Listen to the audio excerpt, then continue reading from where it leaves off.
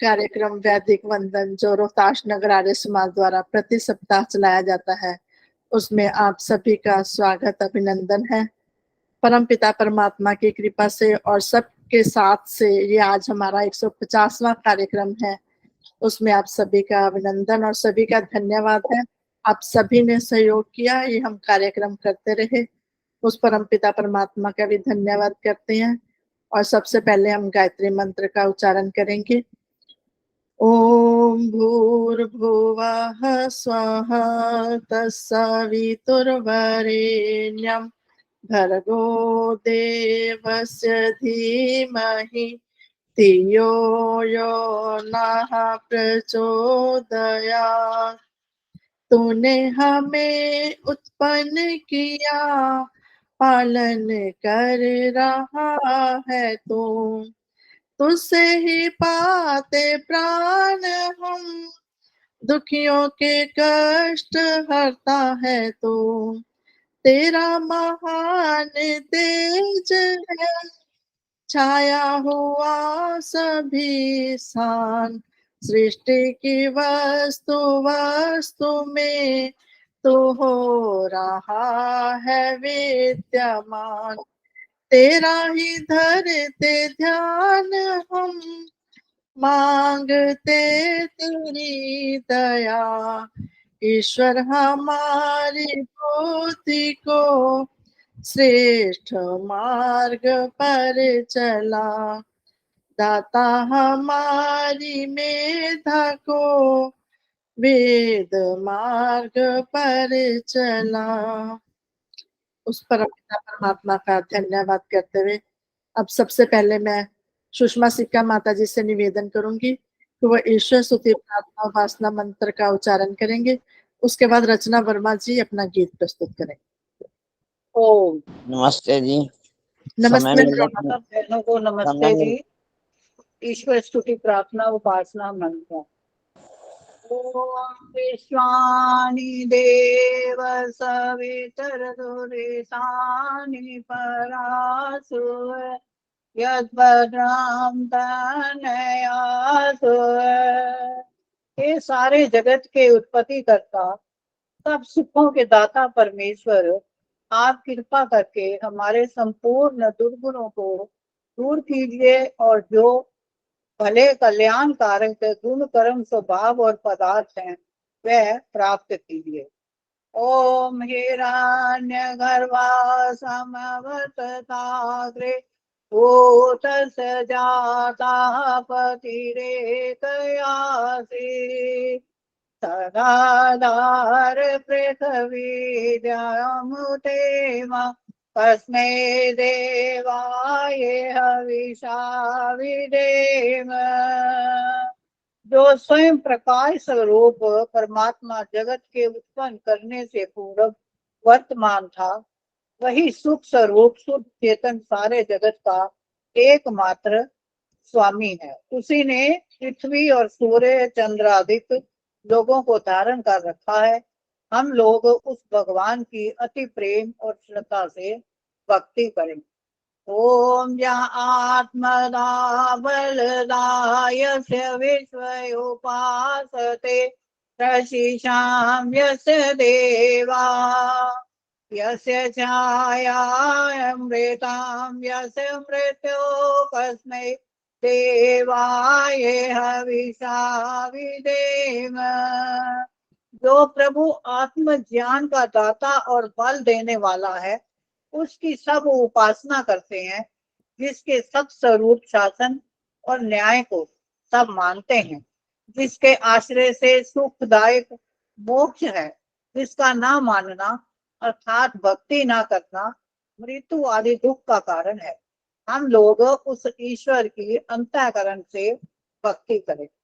ओम या प्राण तो निमिष तो मयि त्वेकैद्राजा जगतो बभूव या ईशे अस्य द्विपदस्य तुष्पदाः तस्मै देवाय हविषा विधेम। इस प्रभु ने अपनी अनंत महिमा प्राण वाले और प्राण रहित जगत की रचना की है, जिसने मनुष्य और पशु और प्राणियों को उत्पन्न किया है, हम लोग उसकी श्रद्धा और प्रेम से भक्ति करते हैं।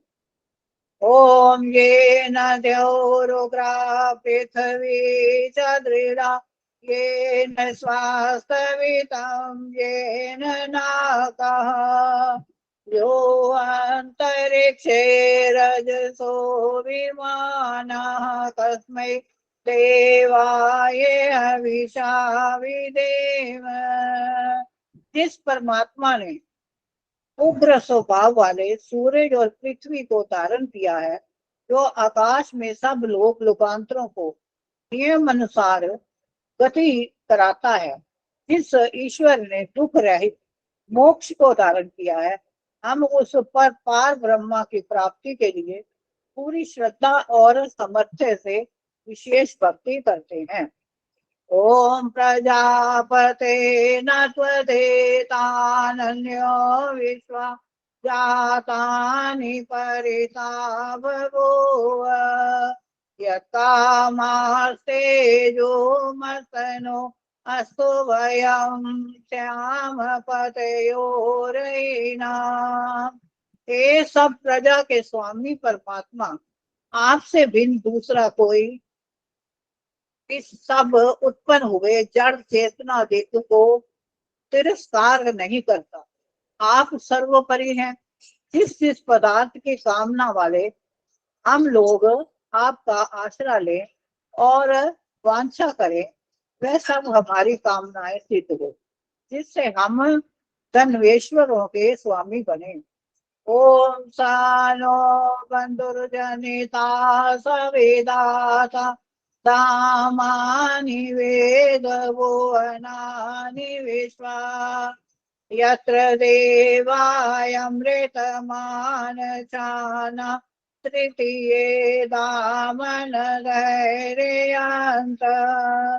वह परमात्मा सकल जगत का उत्पादक है, वह हमारा मित्र और सहायक है, वह संपूर्ण लोक के नाम जन्मों को जानता है। जिस परमात्मा में मोक्ष को प्राप्त होकर विद्वान लोग स्वेच्छा पूर्वक विचरते हैं, हम लोग उस प्रभु की अत्यंत प्रेम और श्रद्धा से भक्ति करें। ओम अग्ने नये सुपथा राये अस्मान विश्वानि दे प्रवयुनानि विद्वान यो मानो शांते नाम विधेम। हे अग्निदेव, ज्ञान स्वरूप भगवान, आप सब प्रकार के कर्मों को जानते हैं। आप हमें उन्नति के लिए ऐसे मार्ग ले चलो जो शुभ मार्ग को, जो कुटिलता से भरा पाप मार्ग है, उसे हमसे आत्म अंतरात्मा का शुद्ध कराकर पृथक करो। हम बार बार आपको नमस्कार करते हैं, नमस्कार करते हैं, नमस्कार करते हैं। इति ईश्वर स्तुति प्रार्थना उपासना मंत्र। ओ धन्यवाद। बहुत सुंदर माता जी, आपने ईश्वर स्तुति उपासना मंत्र का अर्थ सहित उच्चारण किया। आपका बहुत बहुत धन्यवाद। आज इस कार्यक्रम की अध्यक्षा सुषमा बुद्धि राजा जी हमारे बीच में उपस्थित हो गई हैं। आप बहुत ही पुरुषार्थी विदुषी हैं। नमस्ते। समय हो तो मैं ओम का भजन बोल। ठीक है माता जी, आप बहुत ही विदुषी, पुरुषार्थी और सभी को साथ लेकर चलते हैं। आज हम ये कार्यक्रम आपकी अध्यक्षता में कर रहे हैं। आपसे अनुमति चाहते हैं, शुरू तो हमने कर ही लिया है कार्यक्रम, आपसे अनुमति चाहते हैं कि आगे हम कार्यक्रम को बढ़ाते हुए अब मैं रचना वर्मा जी से निवेदन करती हूँ कि वो अपना भजन प्रस्तुत करेंगे। उसके बाद रविंदर गुप्ता जी तैयार रहेंगे। सबको सादर से प्रेमी नमस्ते जी। हाँ जी, सभी को सादर नमस्ते। आदर्श जी, आपको 150 150वां ये आपका प्रोग्राम, आपको बहुत बहुत बधाइयाँ। अब भगवान करे ये प्रोग्राम ऐसे ही चलता रहे, दिन दुगनी रात चौगनी तरक्की करे। आप सभी को बहुत बहुत बधाई। मेरी आवाज सही आ रही है? हे ज्ञानवान भगवन, हे ज्ञानवान भगवन, हमको भी ज्ञान दे दो, हमको भी ज्ञान दे दो। करुणा के चार छींटे करुणा निदान दे दो, करुणा निदान दे दो। हे ज्ञानवान भगवन, सुलझा सके हम अपनी जीवन की उलझनों को, सुलझा सके हम अपनी जीवन की उलझनों को। प्रज्ञारितं वरासी, बुद्धि का ज्ञान दे दो। हे ज्ञानवान भगवन, हमको भी ज्ञान दे दो, हमको भी ज्ञान दे दो। हे ज्ञानवान भगवन, अपनी मदद हमेशा खुद उपकर सके हम, अपनी मदद हमेशा खुद उपकर सके हम। इन बाजुओं में शक्ति, हे शक्तिमान दे दो। हे ज्ञानवान भगवन, हमको भी ज्ञान दे दो, हमको भी ज्ञान दे दो। हे ज्ञानवान भगवन, उपकार भावना से निर्भीक सत्यवानी, उपकार भावना से निर्भीक सत्यवानी, मीठे ही शब्द बोलूं, ऐसी जुबान दे दो। हे ज्ञानवान भगवन, हमको भी ज्ञान दे दो, हमको भी ज्ञान दे दो। हे ज्ञानवान भगवन, दाता तुम्हारे दर पे किस चीज की कमी है, दाता तुम्हारे दर पे किस चीज की कमी है। चाहो तो निर्धनों को दौलत की खान दे दो, हमको भी ज्ञान दे दो।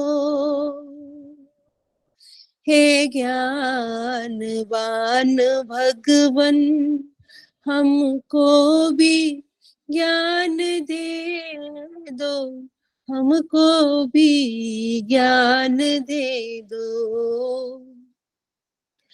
तुम तो प्रभु हो सबकी बिगड़ी बनाने वाले, तुम तो प्रभु हो सबकी बिगड़ी बनाने वाले, जीवन सफल बने जो थोड़ा सा ज्ञान दे दो, हे ज्ञानवान भगवन, हमको भी ज्ञान दे दो, हमको भी ज्ञान दे दो, हे ज्ञानवान भगवन। डर है पथिक तुम्हारे, डर को न भूल जाओ,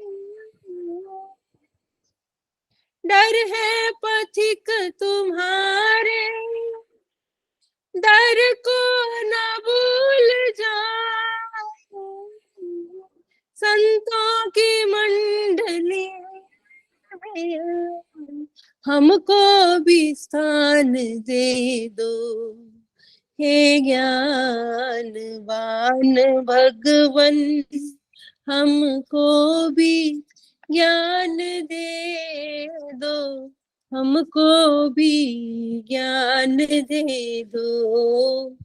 करुणा के चार छींटे, करुणा निदान दे दो, करुणा निदान दे दो, हे ज्ञानवान भगवन, हे ज्ञानवान भगवन।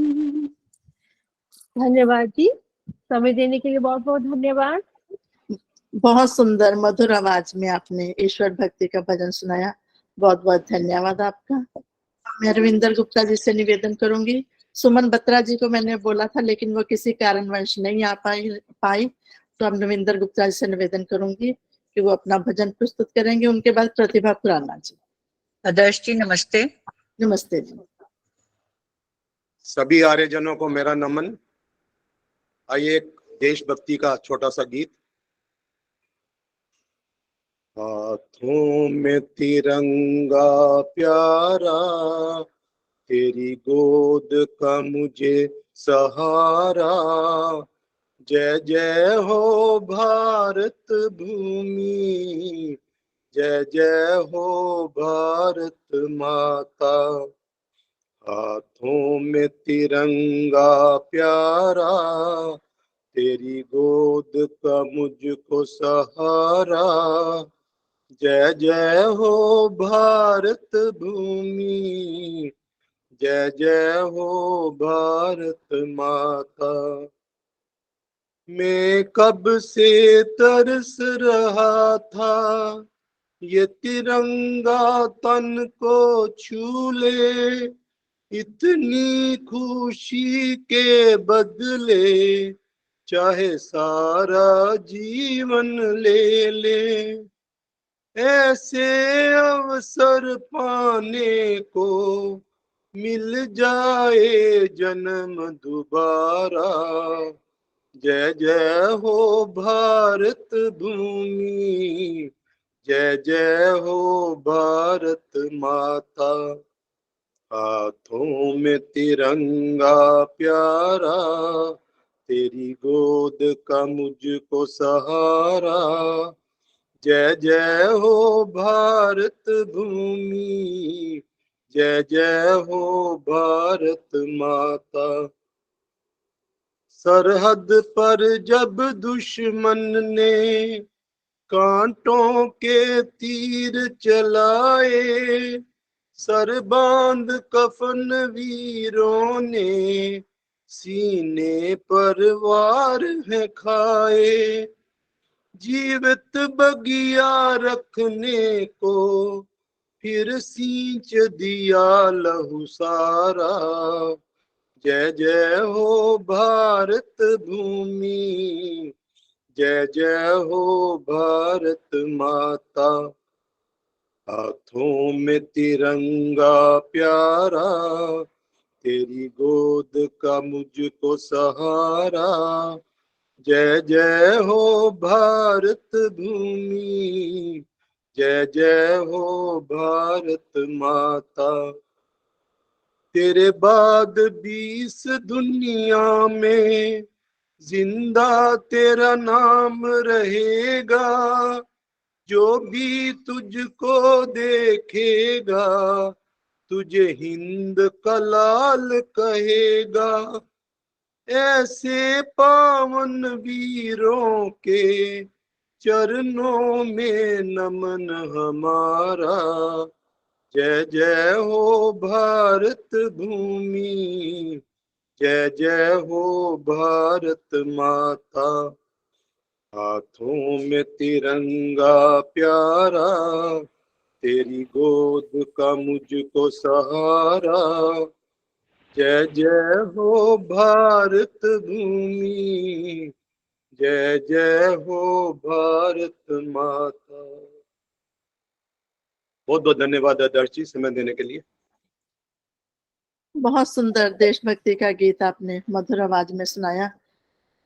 कल तो हमारा वैज्ञानिकों ने बहुत ही एक हमारा सिर ऊंचा करने वाली बात हुई है, जो हमारे उसकी चंद्रयान-3 की लैंडिंग बहुत ही सुरक्षित हुई है। इससे भी हमें बहुत गर्व हो रहा है कि हम इस भारत देश के वासी हैं। हमारा झंडा ऐसा ही ऊंचा लहराता रहे। हम उस देश को नमन करते हैं कि इस धरती पर हमारा जन्म हुआ। बहुत-बहुत धन्यवाद। बहुत सुंदर आपने देशभक्ति का गीत सुनाया। अब प्रतिभा खुराना जी, उनके बाद रजनी गर्ग जी तैयार रहेंगी। नमस्ते, समय हो तो मैं भी एक भजन बोल रही हूँ। सभी को नमस्ते। आदर्श जी आपने समय दिया, बहुत बहुत धन्यवाद। आपने तो मुझे फिर छेड़ा कि कल जो कुछ हुआ है उसके लिए मैं 2 लाइंस बोलूंगी। मैंने राजू भैया के उस पे भी बोला था, उसके बाद मैं स्वामी जी के ऊपर एक भजन रखूंगी। भारत को जमाने का सरताज बनाया है, भारत को जमाने का सरताज बनाया है। वो वक्त भी आया है, दुनिया को दिखाया है। भारत को जमाने का सरताज बनाया है, वो वक्त भी आया है, दुनिया को दिखाया है।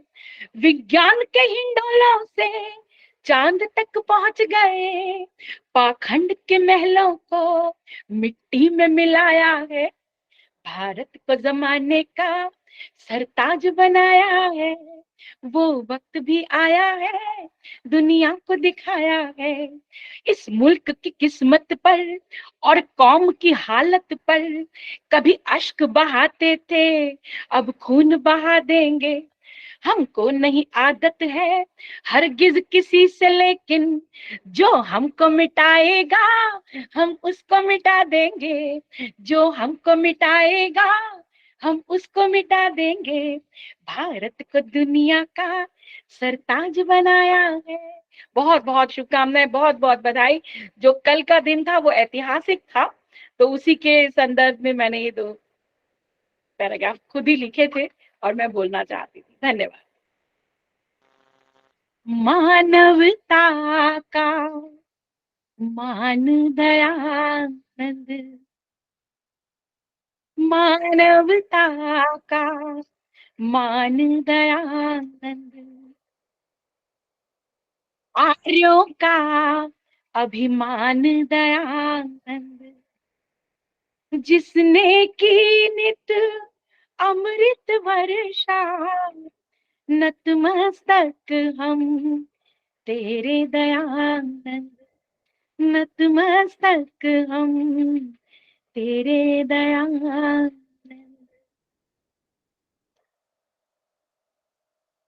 ना थी हमको खबर जा रहे हम किधर, ना थी हमको खबर जा रहे हम किधर, तब दिखाने डगर वो ऋषि आ गया, तब दिखाने डगर वो ऋषि आ गया।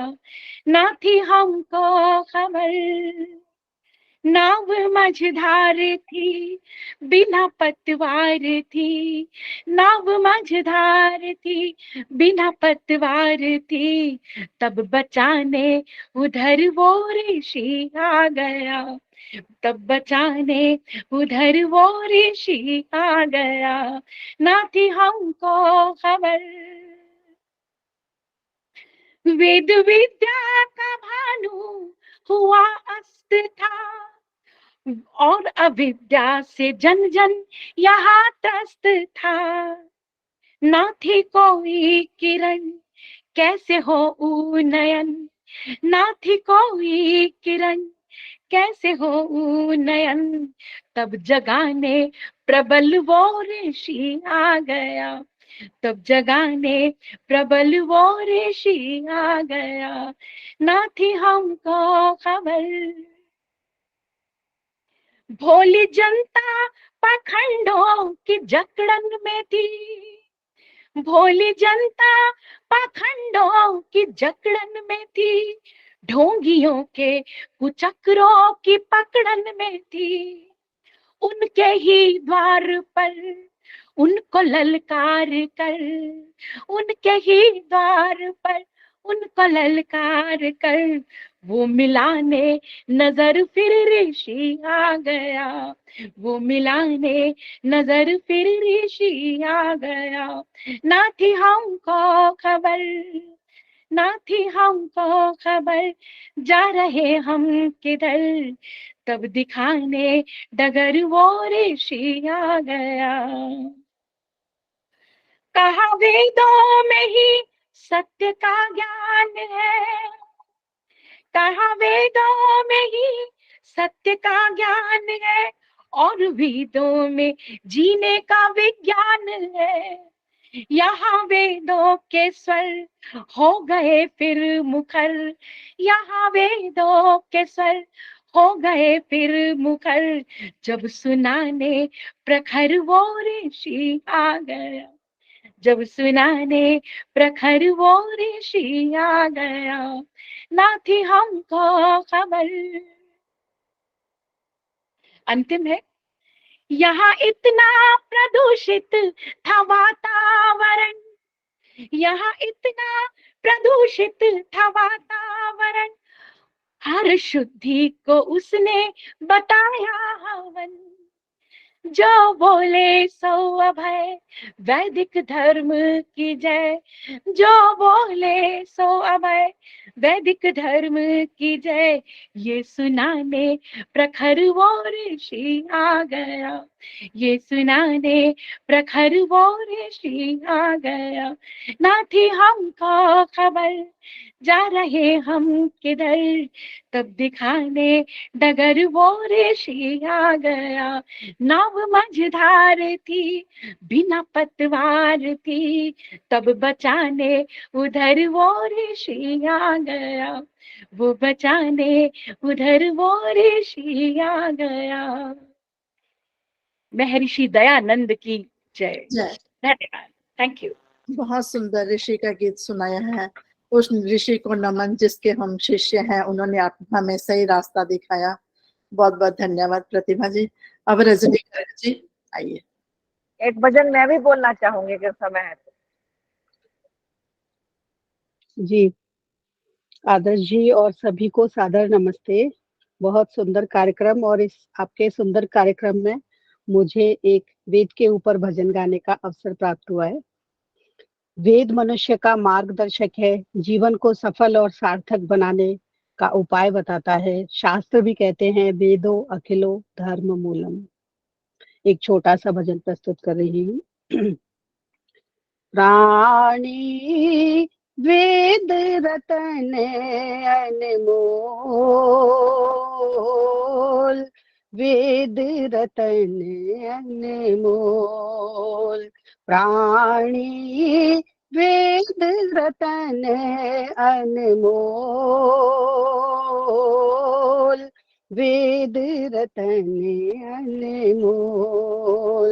प्राणी सत विद्या भंडार यही है, मोक्ष मंदिर का द्वार यही है। सब ग्रंथों का पल भर आँखें खोल, पल भर आँखें खोल, वेद रतन अनमोल, प्राणी वेद रतन अनमोल,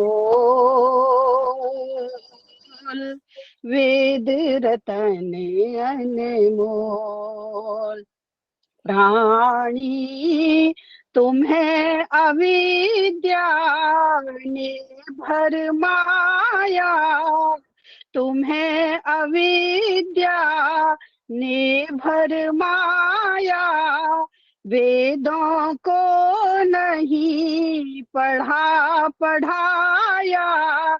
सब ग्रंथों को ऊंचे वचन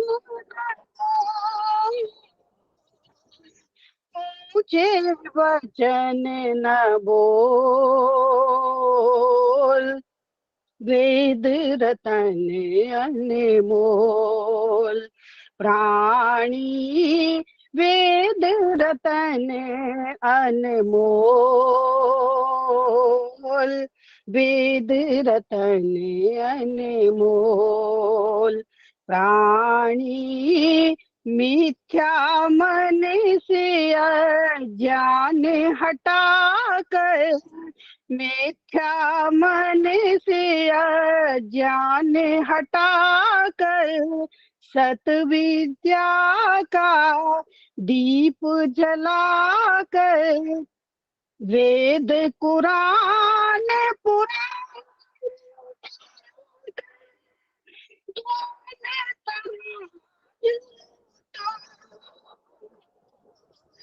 ज्ञान तराजू तोल, वेद रतन अनमोल, प्राणी वेद रतन अनमोल,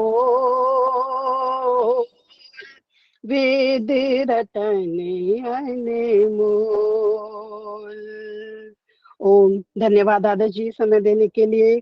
आदरणीय आचार्य जी को सादर नमस्ते।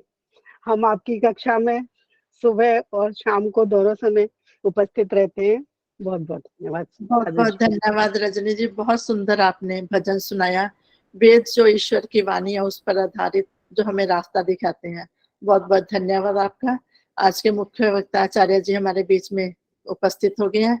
मैं विजय दीदी से निवेदन करूंगी कि उनका स्वागत करते हुए उनको आमंत्रित करेंगे वक्तव्य के लिए। सभी को सादर नमस्ते जी। सभी का इस वैदिक वंदन कार्यक्रम में सभी का स्वागत, अभिनंदन।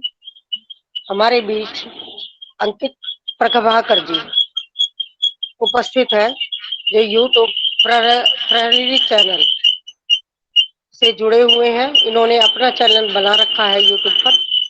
ये मंत्री धर्मवीर संस्थान अजमेर के हैं और निवासी ग्राम नगली बिजनौर उत्तर प्रदेश के हैं।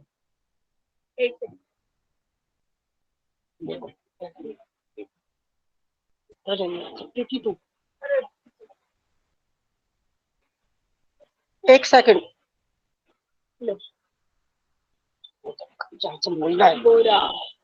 एक से दीदी लेफ्ट हो जाइए आप। एक सेकंड। अब आवाज ठीक आई है? हाँ जी ठीक है। हाँ जी ठीक है। हाँ जी। निवासी हैं ये ग्राम चांदा नगली जनपद के, बिजनौर उत्तर प्रदेश भारत। आयु इनकी है सिर्फ 31 वर्ष और इतने विद्वान हैं कि इनको बहुत अच्छा ज्ञान है योग दर्शन के ऊपर। ये सुबह बोलते हैं 6 बजे और शाम को 8:30 बजे सत्यार्थ प्रकाश पढ़ाते हैं। गुरुकुल यह शिक्षा ऋषि उद्यान अजमेर से संस्कृत, व्याकरण, दर्शन, उपनिषद, दयानंद सरस्वती कृत अनुभव इनको एक अतिरिक्त योग्यता। लगभग 3 वर्ष तक गुरुकुल ऋषि उद्यान परोपकारी सभा अजमेर का संचालन, 5 वर्ष तक परोपकारी पत्रिका के संपादन में सहयोग, परोपकारी सभा में 5 वर्ष तक पुस्तक प्रकाशन में संपादक, परोपकारी पत्रिका में लेखन कार्य, पठन पाठन विशेष रुचि। इन्होंने जो पुरस्कार जीते हैं वो 2009 से 2021 तक 12 वर्षों में परोपकारी सभा में अध्ययन एवं सेवा कार्य करते हुए पहला इन्होंने लिया है पुरस्कार आर्य छात्र वृत्ति पुरस्कार, दूसरा आर्य कर्ता पुरस्कार, तीसरा आर्य अध्यापक पुरस्कार से सम्मानित। विशेष आचार्य डॉक्टर धर्मवीर जी के जीवन से उपदेशों में प्रभावित होकर महर्षि दयानंद सरस्वती के विचारों के प्रचार प्रसार में के लिए संकल्पित रहे हैं। डॉक्टर अंकित प्रभाकर जी, जिनका विषय है आज योग दर्शन अध्यात्म। आइए अंकित प्रभाकर जी। सभी को नमस्ते। मेरी आवाज आ रही है आप लोगों को? हाँ जी आचार्य जी आ रही है, स्वागत है आपका। ठीक है। विजय रानी शर्मा जी का बहुत बहुत धन्यवाद। मैंने तो जो मेरे पास लिखा हुआ था जो कहते हैं भेज दिया, आपने पूरा पढ़ा उसको। चलिए, तो आप सब लोगों के बीच में आने का अवसर मिला, तो आपने आमंत्रित किया, ये अवसर दिया, उसके लिए आपका धन्यवाद। एक छोटे से मंत्र से हम अपनी आज की इस चर्चा का प्रारंभ करेंगे, ओम के उच्चारण के साथ। ओ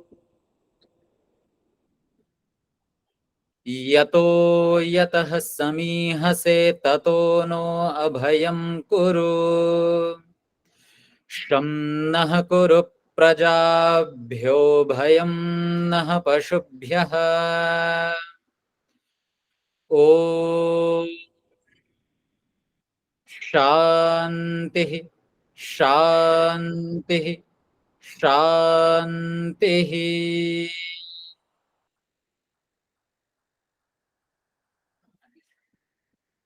इस कार्यक्रम के संचालक संचालिकाएं सभी उपस्थित मेरी अधिकतर सब माता तुल्य ही हैं। आप लोगों ने एक विषय छोटा सा दिया है, मुझसे ही पूछा गया था वैसे, योग दर्शन में अध्यात्म। प्रायः करके हमारे साथ ऐसा होता है कि जब हम अध्यात्म शब्द सुनते हैं तो कुछ अलौकिक चीजें हमारे मन में आने लगती हैं। जैसे हमें लगता है कि शायद अध्यात्म का मतलब होता है दुनियादारी से अलग रहना। ऐसा भी लगता है अध्यात्म मतलब घर बार से अलग रहना। कुछ ऐसी कल्पनाएं मन में चलने लगती हैं, क्योंकि हम सब लोग इसी समाज में जीते हैं, बल्कि जो बड़े से बड़े आध्यात्मिक हुए हैं वो भी इसी समाज का हिस्सा रहे हैं। इसलिए चर्चा को बड़ी सामाजिक और बड़ी व्यावहारिक रखने का मैं प्रयास करूंगा। ये कोशिश करूंगा कि चर्चा आपके और हमारे जो दैनिक जीवन में आने वाली समस्याएं हैं उनसे संबंधित हो। दुनिया की हर समस्या तब तक समस्या है जब तक मैं उसको बड़ी समस्या मानता हूं। ये मेरे निजी जीवन का भी अनुभव है, आपके भी निजी जीवन का ये अनुभव होगा कि कोई भी समस्या आपको केवल तब तक समस्या लगेगी जब तक वो समस्या आपके मन में एक बड़ी जगह घेरे हुए है। लेकिन जिस दिन वो समस्या आपके मन से हट गई, आपने उसको छोटा मानना शुरू कर दिया, उस दिन वो समस्या रहती नहीं है। अब सवाल ये होता है कि हमारे मानने से ही सब कुछ होता है क्या?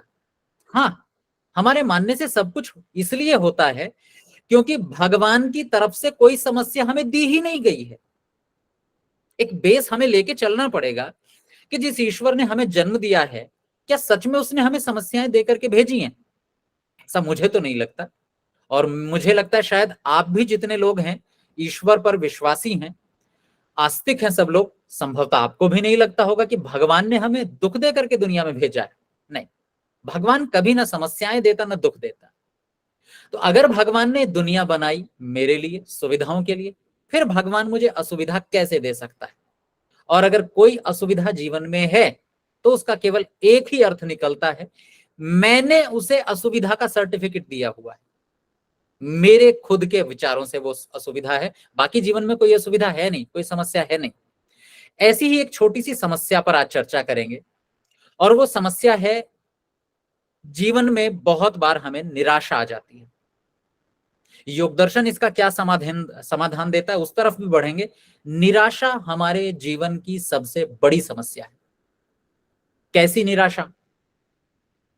आपने देखा है कई लोगों को, लोग आत्महत्या के लिए तैयार हो जाते हैं। केवल और केवल एक कारण होता है उनके जीवन में, निराशा। उन्हें आशा नहीं दिखाई देती कि कुछ बेहतर भी हो सकता है। जब व्यक्ति कार्य करना छोड़ देता है, उसे लगता है कि मुझे ये टारगेट पूरा करना है, लेकिन बीच में एक समय ऐसा आता है व्यक्ति छोड़ देता है। निराशा, आशा ही नहीं नजर आती। एक व्यक्ति व्यापार शुरू करता है, बीच में व्यापार को छोड़ देता है, आशा नहीं नजर आती। जब हम अपने परिवार को चलाते हैं और परिवार को बेहतर बनाना चाहते हैं, सुंदर बनाना चाहते हैं, तब बीच में कई बार ऐसे क्षण आते हैं जब हमें लगता है नहीं, हम नहीं कर पाएंगे, बहुत मेहनत कर ली, बच्चों को हम नहीं बना पा रहे अपनी तरह से, अपने घर का वातावरण हम तैयार नहीं कर पा रहे। निराशा आती है, सबके जीवन में आती है, हमारे जीवन में भी आ सकती है। उस निराशा से बचने का क्या उपाय हो सकता है, एक ऐसी ही निराशा के बारे में आज मैं चर्चा करूंगा। जब भी हम लोग अपने जीवन में आगे बढ़ते हैं तो हमें ऐसा लगता है शायद जीवन को अच्छे से जी नहीं पाए। पंडित चमुपति जी क्या बल्कि पंडित गुरुदत्त विद्यार्थी जी ने भी इस पर बड़ी विस्तृत विवेचना की और मुझे बहुत पसंद आई वो। गुरुदत्त विद्यार्थी जी कहते हैं, हर व्यक्ति के जीवन में एक निराशा कभी ना कभी आ ही जाती है कि पिछला जीवन शायद अच्छे से नहीं जिया।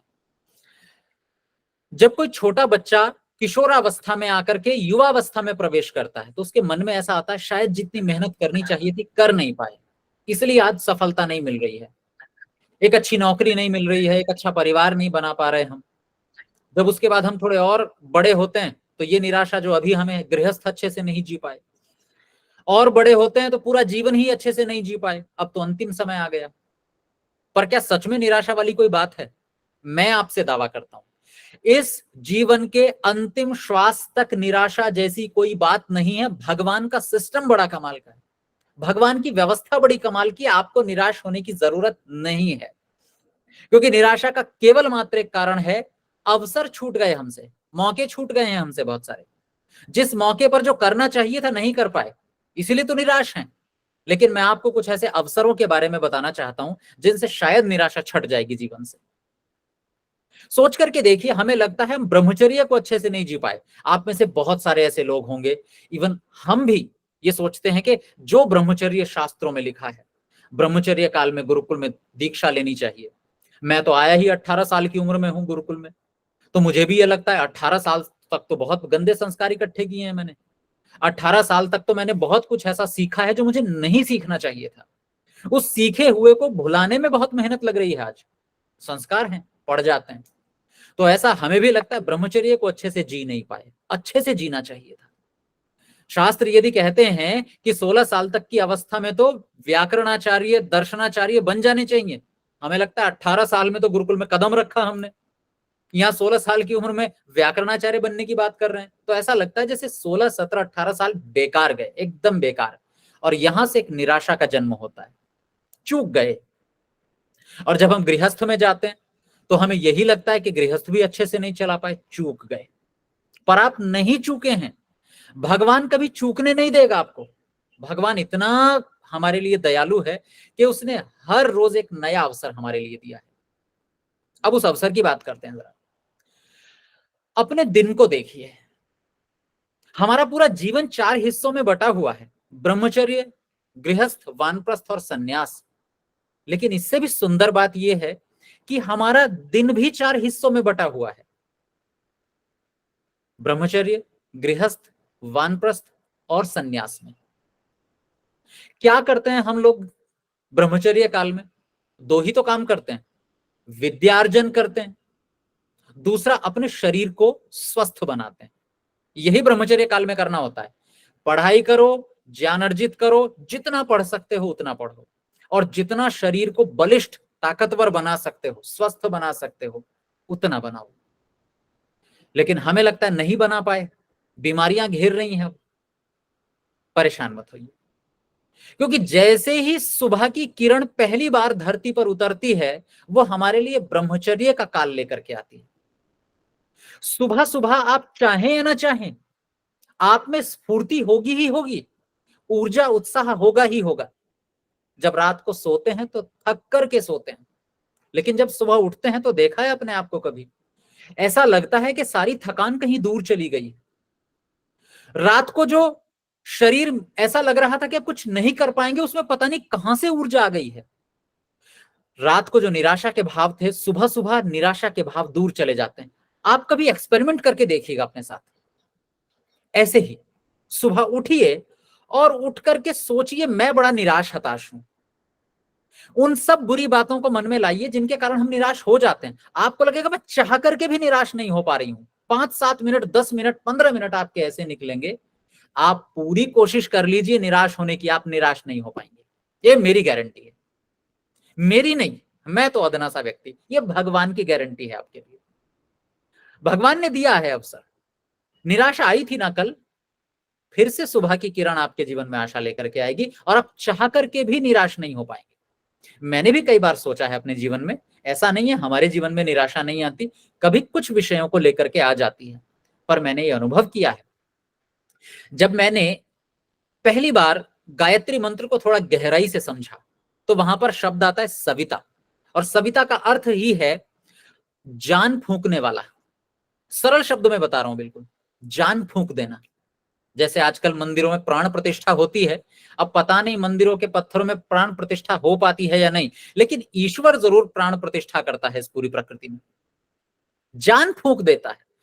ईश्वर का जो एक प्रतिनिधि है सूर्य, उस सूर्य का नाम ही है सविता, कि जब वो सुबह सुबह उगता है ना और उसकी पहली पहली किरणें धरती पर पड़ती हैं, तो दुनिया का कौन सा ऐसा पक्षी है जो निराश होकर के बैठ जाए, दुनिया का ऐसा कौन सा इंसान है जो निराश होकर के बैठ जाए। नहीं, एक बार उठने की जरूरत है, बस थोड़ा जरा अपने ऊपर से चादर उठाइए, बिस्तर से उठिए और उठ करके जरा छत पर जाकर उस छिटमिटे भोर को देखिए। मैं निश्चित कहता हूं कि ईश्वर को आप कभी भूल नहीं पाएंगे, ईश्वर की सुंदरता को, ईश्वर के जो उस दयालु स्वभाव को नहीं भूल पाएंगे आप। आपको लगेगा कि निराश हो ही नहीं पा रहे आप, क्योंकि सविता शब्द का अर्थ ही होता है जान फूंकने वाला। इसलिए जब सुबह सुबह का काल आता है, उस सुबह सुबह के काल को मत चूकिएगा। जीवन का एक भाग हम चूक चुके हैं, जीवन का एक हिस्सा 25 साल का हम व्यर्थ में बिता चुके हैं, हो सकता है ऐसा, लेकिन भगवान ने फिर एक नई सुबह दी है हमें। उस नई सुबह में मेरे पास फिर 2 अवसर हैं। कौन से 2 अवसर? कि अगर मुझे लगता है शरीर अस्वस्थ है, कोई बात नहीं, शरीर को स्वस्थ बनाने के लिए है ना भगवान। जैसे एक पिता होता है ना, एक माता होती है, कि आप दुनिया की बड़ी से बड़ी समस्या में घिरे हुए हैं, एक बार घर में आकर के जरा माँ के पास बैठ जाइए। माता पिता भले ही शायद उतने सामर्थ्यवान ना हो कि आपकी दुनिया की सब समस्याओं का हल कर दें, लेकिन फिर भी एक वाक्य उनके मुंह से निकलता है, मैं हूं ना। बस यूं समझिए कि सुबह सुबह आपको एक वाक्य ऐसा सुनाई देगा, अंदर से अनुभव होगा, जो ईश्वर कहता है, मैं हूं ना। तुम अस्वस्थ हो, शरीर शायद उतना स्वस्थ नहीं है, पर मैं हूं ना। जरा सुबह को उठो और कुछ मत करो। तुम्हें लगता है कि तुम कुछ कर नहीं पाओगे, मत करो, श्वास तो ले सकते हो ना, श्वास ही ले लो जरा लंबे गहरे। उस श्वास के माध्यम से ही कुछ ऐसी चीजें तुम्हारे शरीर में प्रवेश करेंगी कि तुम दुनिया की सारे के सारे काम आसान लगने लगेंगे। करके देखिएगा। तो जब सुबह सुबह आती है तो ब्रह्मचर्य काल लेकर के आती है। इसलिए जिन लोगों को लग रहा है, आप में से और हम में से, ब्रह्मचर्य काल को चूक गए, हम लोग नहीं चूके हैं। सुबह अभी देखो क्या समय हो रहा है, 12:30 बजने वाले हैं। अभी अगली सुबह फिर से आपके पास कुछ समय है, अभी 18 घंटे के आसपास आपके पास हैं। उस 18 घंटे बाद फिर एक बार अवसर आएगा ब्रह्मचर्य को जीने का, जी लीजिएगा, भगवान की तरफ से अवसर दिया जाएगा। शरीर को स्वस्थ बनाइएगा। और हाँ, अगर कोई घर में अच्छी पुस्तक रखी हो, उस पुस्तक को सामने रखिएगा, उस पुस्तक को भी पढ़ने में मन लगेगा। कुछ अच्छा आपके पास हो जिसको आप सुन सकते हो, नहीं पढ़ सकते ना, सुन सकते हो, सुनिएगा, थोड़ा ज्यादा समझ में आएगा।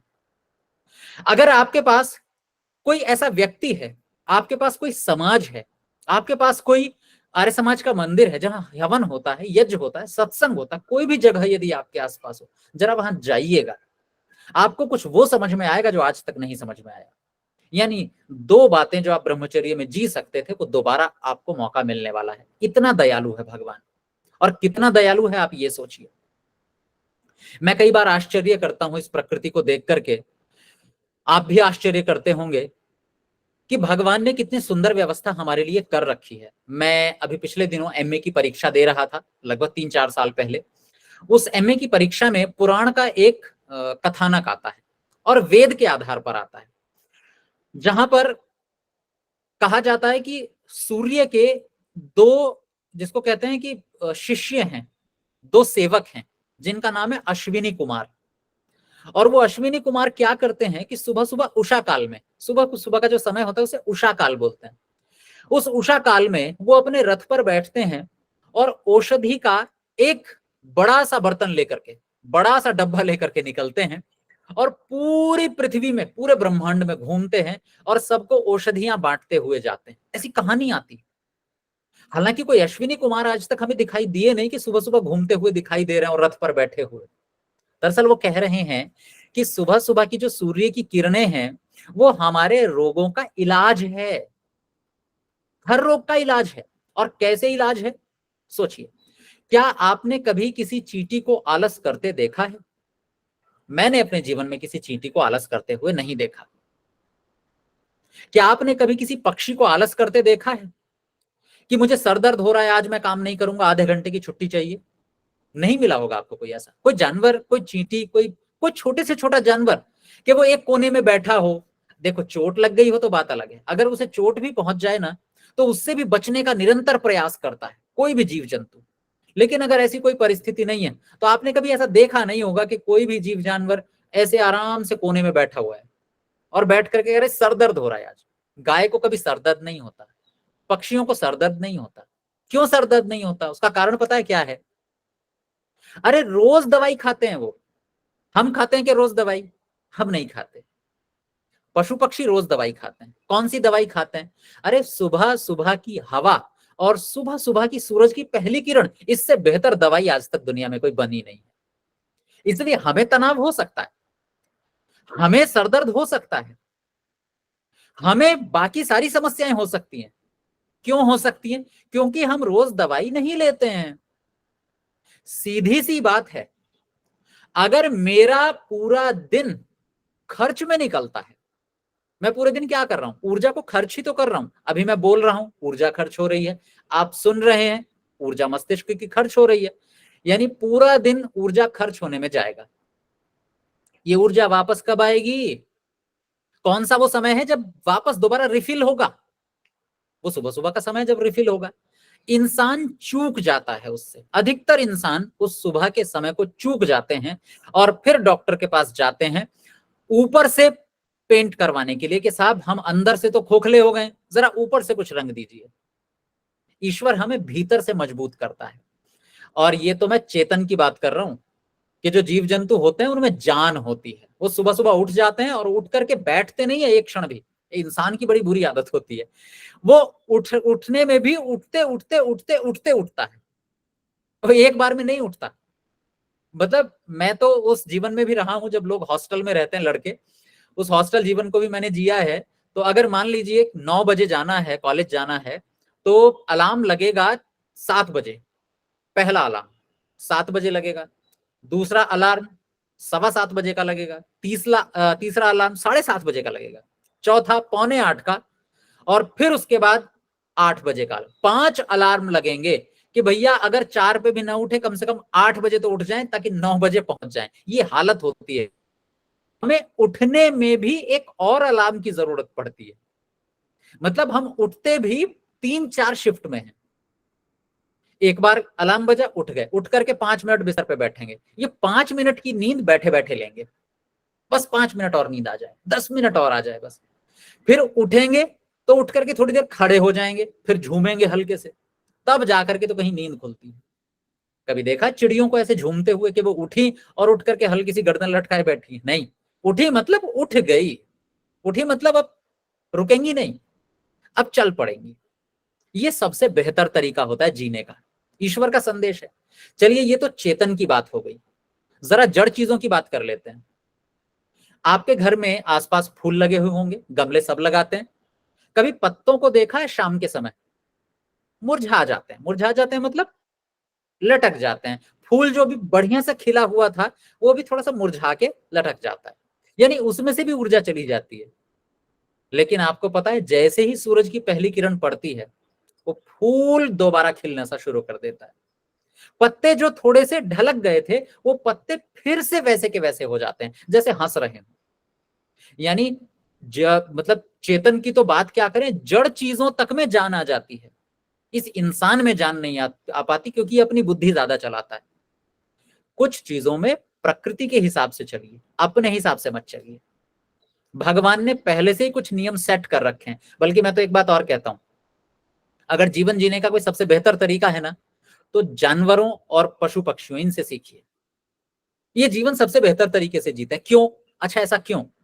क्योंकि मेरे जीवन मैं मेरी बुद्धि से चलाता हूं और बाकी जीवों का जीवन भगवान की बुद्धि से चलता है। अपनी बुद्धि तो है नहीं ना उनके पास। ये बातें बड़ी सुंदर हो सकती है अगर जीवन में लागू की जाए।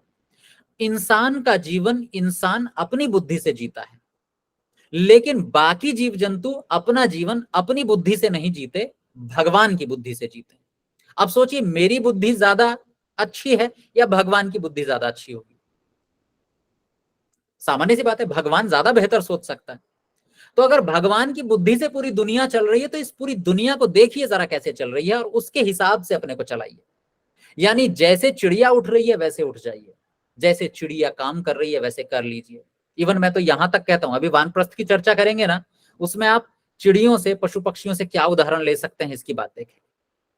ये तो हुआ ब्रह्मचर्य काल, जिसे आप बेहतर तरीके से रोज जी सकते हैं। रोज, केवल 25 साल तक नहीं, 1-2 दिन नहीं, प्रतिदिन जी सकते हैं आप। आपके पास रोज वो मौका आएगा, ब्रह्मचर्य जी लीजिए। अब किसी को यदि लग रहा है कि गृहस्थ को अच्छे से नहीं जी पाए, क्या अर्थ होता है गृहस्थ का? गृहस्थ का मतलब होता है जब हम अपने लिए नहीं औरों के लिए जीते हैं। अपने लिए नहीं जीते, दूसरों के लिए जीते हैं। जैसे एक माँ खुद के लिए नहीं बच्चे के लिए करती है, पति के लिए करती है। एक पति, एक पिता अपने लिए नहीं अपनी पत्नी और अपने बच्चों के लिए करता है। आपस में हम एक दूसरे के सहयोग के लिए कुछ ना कुछ करते हैं, तो हमारा जीवन कुल मिला के दूसरों के लिए होता है। यही तो गृहस्थ है। और यही शायद हमें मलाल रह जाता है अपने जीवन में कि जो मैं बनाना चाहता था दूसरे को, अपने को नहीं, दूसरे को जो बनाना चाहता शायद मैं नहीं बना पाया। मैं जो कुछ कर सकता था परिवार के लिए शायद उतना अच्छा नहीं कर पाया। मेरी इच्छा थी कि अपने परिवार को एक सुखमय जीवन दे पाऊं, सुविधामय जीवन दे पाऊं। पुरुषों को प्रायः लगता है शायद मैं नहीं कर पाया। एक माँ को भी लगता है कि मैं जितना प्रेम स्नेह दे सकती थी, जो संतान का निर्माण कर सकती थी, शायद उतना नहीं कर पाई। पर क्या ये निराशा जायज है? नाजायज है। जब तक भगवान की दुनिया में हम है ना, हर एक निराशा नाजायज है हमारी। हमारे पास कोई विकल्प नहीं है ये कहने का जी हम कुछ नहीं कर पाए, क्योंकि फिर से सुबह के बाद दोपहर प्रारंभ होती है और हमारा कर्म क्षेत्र शुरू हो जाता है। गृहस्थ का मतलब ही है कर्म क्षेत्र। उतरिए, दिखाइए कितने योग्य हैं, आइए कंपटीशन में और सिद्ध कीजिए अपनी योग्यता कि हाँ मैं समाज में रहते हुए आर्थिक दृष्टि से और सामाजिक दृष्टि से भी इतने आगे जा सकता हूं। जो हम गृहस्थ में करते हैं सामाजिक दृष्टि से भी बहुत आगे बढ़ते हैं, खूब सम्मान पाते हैं और आर्थिक दृष्टि से भी खूब धन भी कमाते हैं और परिवार को सुखमय जीवन देते हैं। फिर से दोपहर का अवसर शुरू हुआ है। जैसे ही 9 बजे के बाद का समय शुरू होता है, लगिए कामों में और दिखाइए कि आज शाम तक क्या अचीव किया है मैंने। ये अलग बात है कि वो 25 साल की अचीवमेंट के बराबर नहीं हो सकता, पर मेरे शाम तक का रिकॉर्ड क्या रहा है, क्या मैं कभी देखता हूं? देखना चाहिए। आज शाम तक मैंने सामाजिक उन्नति कितनी की है, कितने ऐसे काम किए हैं जिनसे मेरा सामाजिक दायरा बढ़ा है, लोग समाज में मुझे पहचानते हैं, लोग समाज में मुझे सम्मान देते हैं, कितना दायरा बढ़ा है मेरा, ये मुझे रिकॉर्ड करना चाहिए शाम को आकर के। आर्थिक दृष्टि से आज मैं कितना आगे बढ़ा हूं, ये मुझे शाम को रिकॉर्ड करना चाहिए। मेरा दोपहर का समय मेरे गृहस्थ के लिए, गृहस्थ मतलब ठीक है किसी का विवाह ना हुआ हो, या हो सकता है आप लोग अब गृहस्थ से ऊपर उठ चुके हो, लेकिन ये दोपहर का समय उसी काम के लिए तो है। जरा दूसरों के लिए जी करके देखिए। हो सकता है आप किसी अनाथ आश्रम में जा सकते हैं, हो सकता है आप किसी ऐसे विद्यालय में जा सकते हैं किसी ऐसे बच्चों के बीच में जा सकते हैं जिन लोगों को पढ़ने का अवसर नहीं मिल रहा है, आप उन्हें पढ़ा सकते हैं। आप हर वो काम आप अपने समाज में जा सकते हैं, आप अपने समाज के लोगों को जोड़ सकते हैं, उन्हें संगठित कर सकते हैं, जैसे आप अभी कर रहे हैं। अभी क्या चल रहा है? संगठन ही तो चल रहा है। आपने अपने जैसे लोगों को जोड़ा। अब देखिए कितना सुंदर संयोग है, दोपहर का समय सामाजिक समय है आपका, और आप उसे कितनी अच्छी तरह से निभा रहे हैं कि आप लोग आपस में संगठित हो रहे हैं, जुड़ रहे हैं, एक परिवार बना रहे हैं। एक परिवार 4 बच्चे और एक पति का होता है, ज्यादा से ज्यादा 5 लोगों का परिवार, छठे आप जुड़ जाएंगे उसमें। आजकल तो वैसे भी हम दो हमारे दो का कॉन्सेप्ट है, 4 ही लोग होते हैं, 6 तो मैं बहुत ज्यादा पहुंच गया। अब सोचिए यहां पर मुझे जो दिखाई दे रहे हैं 118 और 118 में 7 और जोड़ दिए तो कितने 125 लोग अभी जुड़े हुए हैं। आप 125 लोगों का परिवार हैं। इस परिवार के लिए मैं क्या कर पा रहा हूं? अपना योगदान दे। समझिए ये गृहस्थ का समय है आपका। इन 125 लोगों के परिवार को और कितना बढ़ाया मैंने। क्या मैंने अपने साथ एक और को जोड़ा कि अगली बार जब कार्यक्रम होगा ना आपको भी उपस्थित होना है, आपको भी। अपने बच्चों को नहीं बना पाए कोई बात नहीं, होती हैं परिस्थितियां। उस समय जानकारी हमारी कम थी, हम नहीं बना पाए, पर अब जो बच्चे मैं पढ़ा सकता हूं, जिनको समझा सकता हूं, जिनको मैं कार्यक्रमों से जोड़ सकता हूं, अब मेरी फिर से परीक्षा शुरू हुई है। जी लीजिए गृहस्थ को दोबारा। 6 लोगों का गृहस्थ नहीं संभाल पाए, पर एक अवसर है, 150 लोगों का गृहस्थ संभाल लीजिए ना, यहां अपना प्रदर्शन कीजिए। ये दोबारा एक अवसर मिला है गृहस्थ को जीने का, और निश्चित रूप से अगर ये गृहस्थ आप दोबारा जी गए, मैं निश्चित कहता हूं कि आपको एक बार भी ये निराशा नहीं आएगी कि हाँ हम अच्छे से नहीं जी पाए। आपकी निराशा तुरंत दूर हो जाएगी, बस करके देखने की जरूरत है। खैर अब थोड़ा सा आगे चलते हैं। फिर हमारे मन में आता है कि जी अब वानप्रस्थ का समय है, तो वानप्रस्थ का समय होता क्या है, किया क्या जाता है वानप्रस्थ में? इस तरह से सन्यास की तैयारी की जाती है, और मैं इस पर जरा ज्यादा बल देना चाहूंगा, ज्यादा दबाव डालना चाहूंगा, क्योंकि अब इस स्थिति में हम लोग हैं।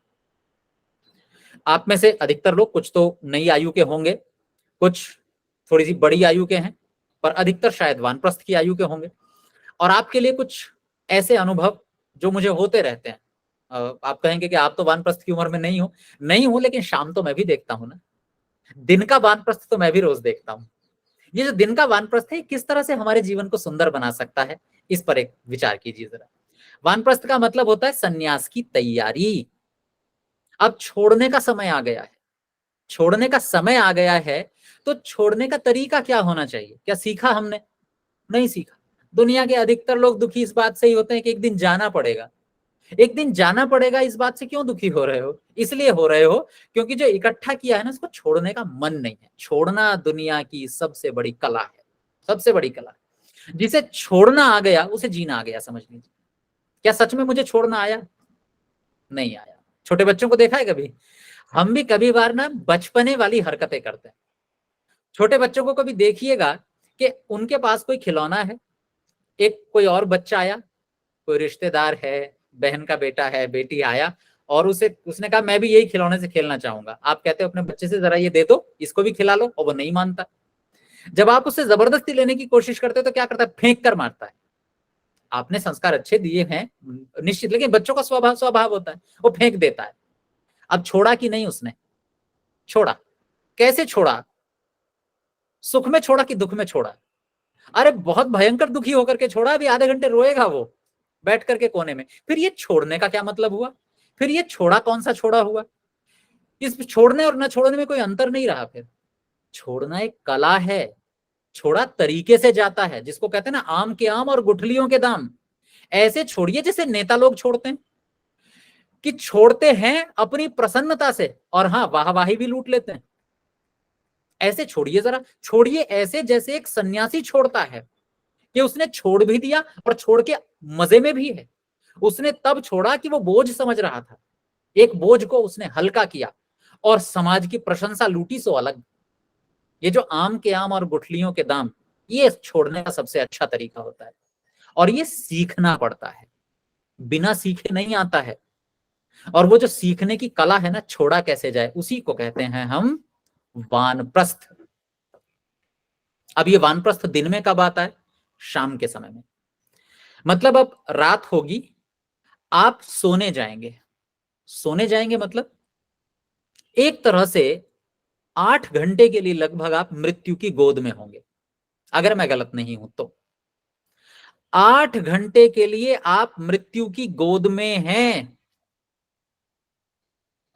शास्त्रकार एक बात कहते हैं, सुप्ते प्रमत्ते विषमे स्थिते वा रक्षन्ति पुण्यानि पुराकृतानि। कोई व्यक्ति सो रहा हो, पागल हो, या किसी मुसीबत में फंस गया हो, या फिर कोई बहुत बड़े समस्या उसके सामने हो, तो उस समय हमारे पूर्व जन्म के कर्म ही हैं जो हमें बचा लेते हैं। यानी कि सोए हुए व्यक्ति में और एक मृत व्यक्ति में कोई ज्यादा अंतर नहीं है। अच्छा बताइए, सोचिए क्या अंतर है दोनों में? बस एक की श्वास चल रही है, दूसरे की नहीं चल रही है। इसके सामने भी चोरी हो रही है, उसके सामने भी चोरी हो रही है, दोनों को कोई मतलब नहीं। इसके सामने भी अच्छे फूल खिले हुए हैं, उसके सामने भी फूल खिले हुए हैं, कोई मतलब नहीं है दोनों। कितना ही संसार अच्छा या बुरा क्यों ना हो रहा हो, एक सोए व्यक्ति को उससे कोई लेना देना नहीं है। एक मृत व्यक्ति को भी कोई लेना देना नहीं है। बस मृत व्यक्ति और एक सोए व्यक्ति में इतना एक और अंतर है, सोया हुआ व्यक्ति 8 घंटे बाद उठ जाएगा, मृत व्यक्ति अब नहीं उठेगा। इतना ही तो अंतर है। तो ये जो हम सो रहे होते हैं ना, ये एक तरह से एक मृत्यु है। छोड़ना है पूरी दुनिया को 8 घंटे के लिए। बड़ी आश्चर्य की बात है कि जब हम सोने के लिए जाते हैं और उससे जब भयंकर डर हमें होना चाहिए, वो होता नहीं है। मृत्यु से हम डरते हैं, सोने से कभी कोई आज तक व्यक्ति डरा नहीं है। और शायद उस न डरने का कारण ये है क्योंकि मुझे पता है मैं 8 घंटे बाद वापस आ जाऊंगा। मृत्यु के बाद पता है शायद आऊंगा नहीं आऊंगा, कुछ नहीं पता। नहीं तो सोच करके देख लीजिए मृत्यु से लोग क्यों डरते हैं। अगर मैं आपको ये सर्टिफिकेट दूं बनाकर, सरकार गारंटी दे कि तुम जो मृत्यु होगी, जब हमारी मेरी मृत्यु होगी, तो मुझे अगला जन्म इससे भी बेहतर मिलेगा, या अगली बार मुझे अवसर और अच्छे मिलेंगे, तो क्या मैं डरूंगा? नहीं, मैं तो कहूंगा भैया लो, अभी कर लो। और मुझे उदाहरण और दिख जाए कि भैया देखो इसकी मृत्यु हुई थी और अभी इसका तुरंत जन्म हो गया, एक नए बच्चे के रूप में नया शरीर मिला है, तो मैं तो बल्कि फॉर्म और भरूंगा जा करके, भैया मेरी भी मृत्यु कर दो, मुझे नया शरीर चाहिए, इस शरीर में बीमारी लग गई है, छोड़ना है मुझे ये शरीर। समस्या ये है कि हमें अगले जन्म का पता नहीं है होगा कि नहीं होगा, मतलब हमें ईश्वर की व्यवस्था पर विश्वास नहीं है। मृत्यु का दुख है, मतलब भगवान पर भरोसा नहीं है। सरकार अगर कुछ ले रही है और वादा कर रही है कि देगी, हम नहीं डरते क्योंकि हमें पता है देगी। लेकिन भगवान जब पुराना शरीर ले रहा है और हम डर रहे हैं कि नहीं देंगे, इसका मतलब भगवान पर भरोसा नहीं है कि वो एक नया शरीर देने वाला है मुझे। अब सोचिए कि इसको जीना पड़ता है, इसकी तैयारी करनी पड़ती है, इसकी ट्रेनिंग लेनी पड़ती है। बस उस तैयारी का नाम है वानप्रस्थ, छोड़ने का अभ्यास, छोड़ने की ट्रेनिंग। कैसे लेंगे आप उस छोड़ने की ट्रेनिंग? छोड़ना एक कला है। हम लोग रात को सोते हैं और सबसे बुरा काम जो हम करते हैं वो सोते समय ही करते हैं। मतलब अपने जीवन को सबसे बुरे रास्ते पर जब हम ले जाते हैं वो ठीक सोने से पहले। इस दुनिया का एक नियम है, अगर आप नई शुरुआत कर रहे हैं तो वो नई शुरुआत वहीं से होगी जहां से छोड़ा गया था। जहां मैंने काम छोड़ा था वहीं से नई शुरुआत होगी। अब सोचिए हम अपनी दिनचर्या का समापन कैसे करते हैं। अपने अपने जीवन पर दृष्टि डालें। अब तो अच्छा जीवन जी रहे हैं हम लोग, लेकिन कभी सोचिए कि एक समय रहा होगा 20-30 साल पहले, तब हम अपने जीवन का समापन, दिन का समापन कैसे करते थे, यानी वानप्रस्थ को कैसे जिया करते थे। आज के लोग, आजकल के नौजवान, आजकल के लड़के लड़कियां या बड़े होकर के बड़े लोग भी जीवन का समापन कैसे करते हैं, वानप्रस्थ को कैसे जीते हैं। ड्यूटी गए, वहां से आए, आकर के खाना खाया, टीवी चलाया, जो कचरा भरना था भरा और कचरा भर के डब्बे में सो गए, दिमाग में कचरा भर के सो गए। सोचिए दिन का समापन कैसे किया, कचरा भर करके किया। और कुछ नहीं होगा तो आज, क्योंकि वीकेंड है, सैटरडे संडे है, आज बाहर जाएंगे, रात के 9:30 बजे हैं, वहां जाकर के जो कचरा खा सकते हैं वो पेट में भरेंगे और सो जाएंगे। दुनिया का कोई ऐसा व्यक्ति देखा है जो कचरे के डब्बे को लेकर गोद में सोता? हम सोते हैं, हम अपने दिमाग में भी कचरा लेकर के सोते हैं और हम अपने शरीर में भी कचरा भर के सोते हैं। समापन का ये कोई बेहतर तरीका तो नहीं है। आपने किसी व्यापारी को नहीं देखा होगा कि जब वो दुकान बढ़ाता है तो दुकान में कचरा फैला करके तब आता है। अगर कोई व्यक्ति अपनी दुकान में कचरा फैला करके आएगा तो दिन की शुरुआत कैसे करेगा दुकान की? उसका जब कदम पहली बार दुकान में पड़ेगा तो कचरे पर पड़ेगा। अब सोचिए दिन की शुरुआत ही कचरे से हो गई है। गलत है वो लोग जो सोचते हैं कि मेरी शुरुआत गलत हुई है। सही वाक्य ये होना चाहिए कि मैंने कल का समापन गलत किया था। थोड़ा सा पीछे आइए। हम बहुत छोटा सोचते हैं, हम अधिकतर यही कहते हैं आज तो दिन की शुरुआत बड़ी बुरी हुई। अरे नहीं, सही बात यह है कि कल की समापन गलत किया गया था, उस पर जरा फोकस कीजिए। कल का समापन अगर ठीक है तो गारंटी है आपकी नई शुरुआत बहुत सुंदर होने वाली है। यानी वानप्रस्थ अगर अच्छे से जिया है, त्याग अगर अच्छे से किया गया है, तो अगली शुरुआत बहुत अच्छे से होगी। और वो कैसे हो, उसके कुछ तरीके हैं। देखिए, मैं प्रायः नौजवान बच्चों को समझाता रहता हूं, और क्योंकि उनके लिए बहुत जरूरी भी है, पर जो आप लोग बैठे हैं और मैं हूं, हम सबके लिए भी ये बहुत आवश्यक चीज है। कैसे करें दिन का समापन? दिन का समापन करने के लिए आपको यह सोचना है कि शुरुआत कैसे करनी है, उस हिसाब से समापन होगा। तो अगर मुझे चाहिए कि मेरी शुरुआत जो हो ना वो निश्चिंतता के साथ हो, तो जो आज के काम हैं आज ही निपटाइए। सबसे पहला नियम, जो काम आज सोचे हुए थे वो समापन करने से पहले निपटा करके सोइएगा, तो दिन की शुरुआत निश्चिंतता के साथ होगी। पहला नियम। हम क्या करते हैं, आज 10 काम सोचे थे, उनमें से 5 किए, 5 को अगले दिन पर टाल दिया, अब अगले दिन के लिए काम हो गए 15। फिर उसमें से 5 काम करेंगे, 10 अगले दिन पर छोड़ देंगे, अगले दिन के लिए काम हो गए 20। फिर उनमें से 5 काम करेंगे, 15 अगले दिन के लिए छोड़ देंगे, अब काम हो गए अगले दिन के लिए 25। और फिर मैं कहता हूं आज दिन बड़ा तनाव के साथ शुरू हुआ है। इसलिए शुरू हुआ है क्योंकि समापन करते समय काम को निपटाया नहीं गया था। और इसीलिए जो लोग जीवन में वानप्रस्थ को अच्छे से जीना चाहते हैं, ये तो हुआ दिन का वानप्रस्थ, अगर जीवन में वानप्रस्थ को अच्छे से जीना चाहते हैं तो एक काम कीजिए, जो काम घर के बचे हुए हैं ना जरा उनको पूरा कर लीजिए, जो दायित्व हैं जरा उनको पूरा कर लीजिए। इस जन्म का काम इस जन्म में ही निपटा लीजिए।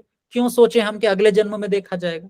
नहीं, आज अगर मैं कुछ कर सकता हूं, वो कहते हैं आज करे सो अब करे, कल करे सो आज करे, आज करे सो अब। अरे जो काम आज का है वो आज ही निपटा लीजिए ना, ताकि अगला दिन जरा बेहतर से शुरू होगा। तो पहला नियम याद रखिए, सोने से पहले काम पेंडिंग मत रखिए।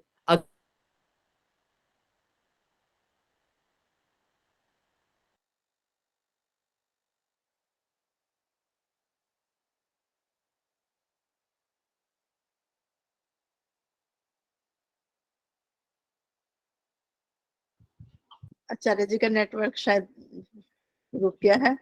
सभी धैर्य बनाए रखेंगे, अभी आचार्य जी बोलेंगे तो उनको सुनेंगे। आदर्श जी नमस्ते। नमस्ते जी। हाँ जी, हमारी ताली बंधन में तो होता ही रहता है, हम ना एक दूसरे को देख।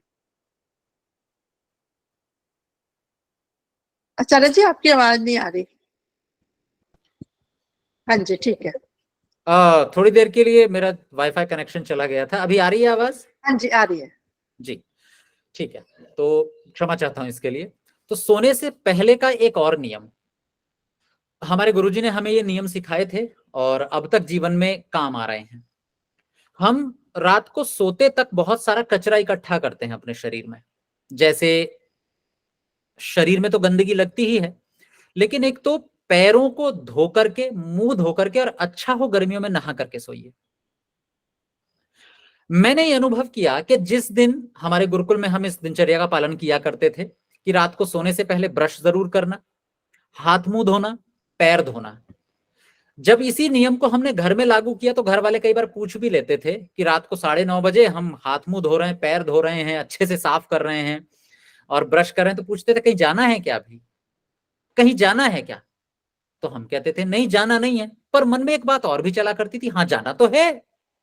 अरे भाई, एक नींद की यात्रा शुरू करनी है, उसकी तैयारी की क्या? कहीं कार्यक्रम में जाते हैं तो ब्रश करके जाते हैं, नहा धो के जाते हैं। अरे मैं अपने जीवन की सबसे सुखद क्षणों में जा रहा हूं, सबसे सुखद, जहां सबसे अधिक आनंद आने वाला है, कोई तैयारी उसकी? तो मन में चलता था हाँ जाना तो है, नींद में जाना है, नींद में जाकर के अपने को रिचार्ज करना है दोबारा से। तो अगर गंदगी लेकर के सोएंगे तो सबसे पहली बात आपको नींद अच्छी नहीं आएगी, क्योंकि अच्छी नींद का केवल एक ही फॉर्मूला है, मल जितने कम से कम होंगे नींद उतनी अच्छी आएगी। पहले शरीर के मल कम होने चाहिए, शरीर बिल्कुल शुद्ध होना चाहिए, तो नींद बहुत अच्छी आएगी। आपने कभी अनुभव किया है, आप पेट भर के सोएं, नींद अच्छी नहीं आती, और अगर हल्का सा पेट खाली रहे तब सोएं, नींद बहुत अच्छी आती है, बहुत ही सुंदर नींद आती है। तो ये कुछ नियम है जीवन के अच्छी नींद लेने के। फिर एक दूसरा नियम और याद रखिए, कुछ अच्छा पढ़ करके सोएं, अपने मन में भी कुछ अच्छा भर करके सोएं, क्योंकि नींद एक ऐसी सुंदर चीज है जिसमें मन बहुत तेजी से काम करता है। जागते हुए हमारा मन शायद उतनी तेज काम नहीं करता, सोते समय ज्यादा तेज काम करता है। क्यों? क्योंकि सोते समय उसके पास 50 चीजें सोचने के लिए नहीं होती हैं, केवल एक चीज होती है सोचने के लिए। है ना मेरे वाक्य? तो आपका ध्यान कहां लगा हुआ है सबका? मेरी बातों में।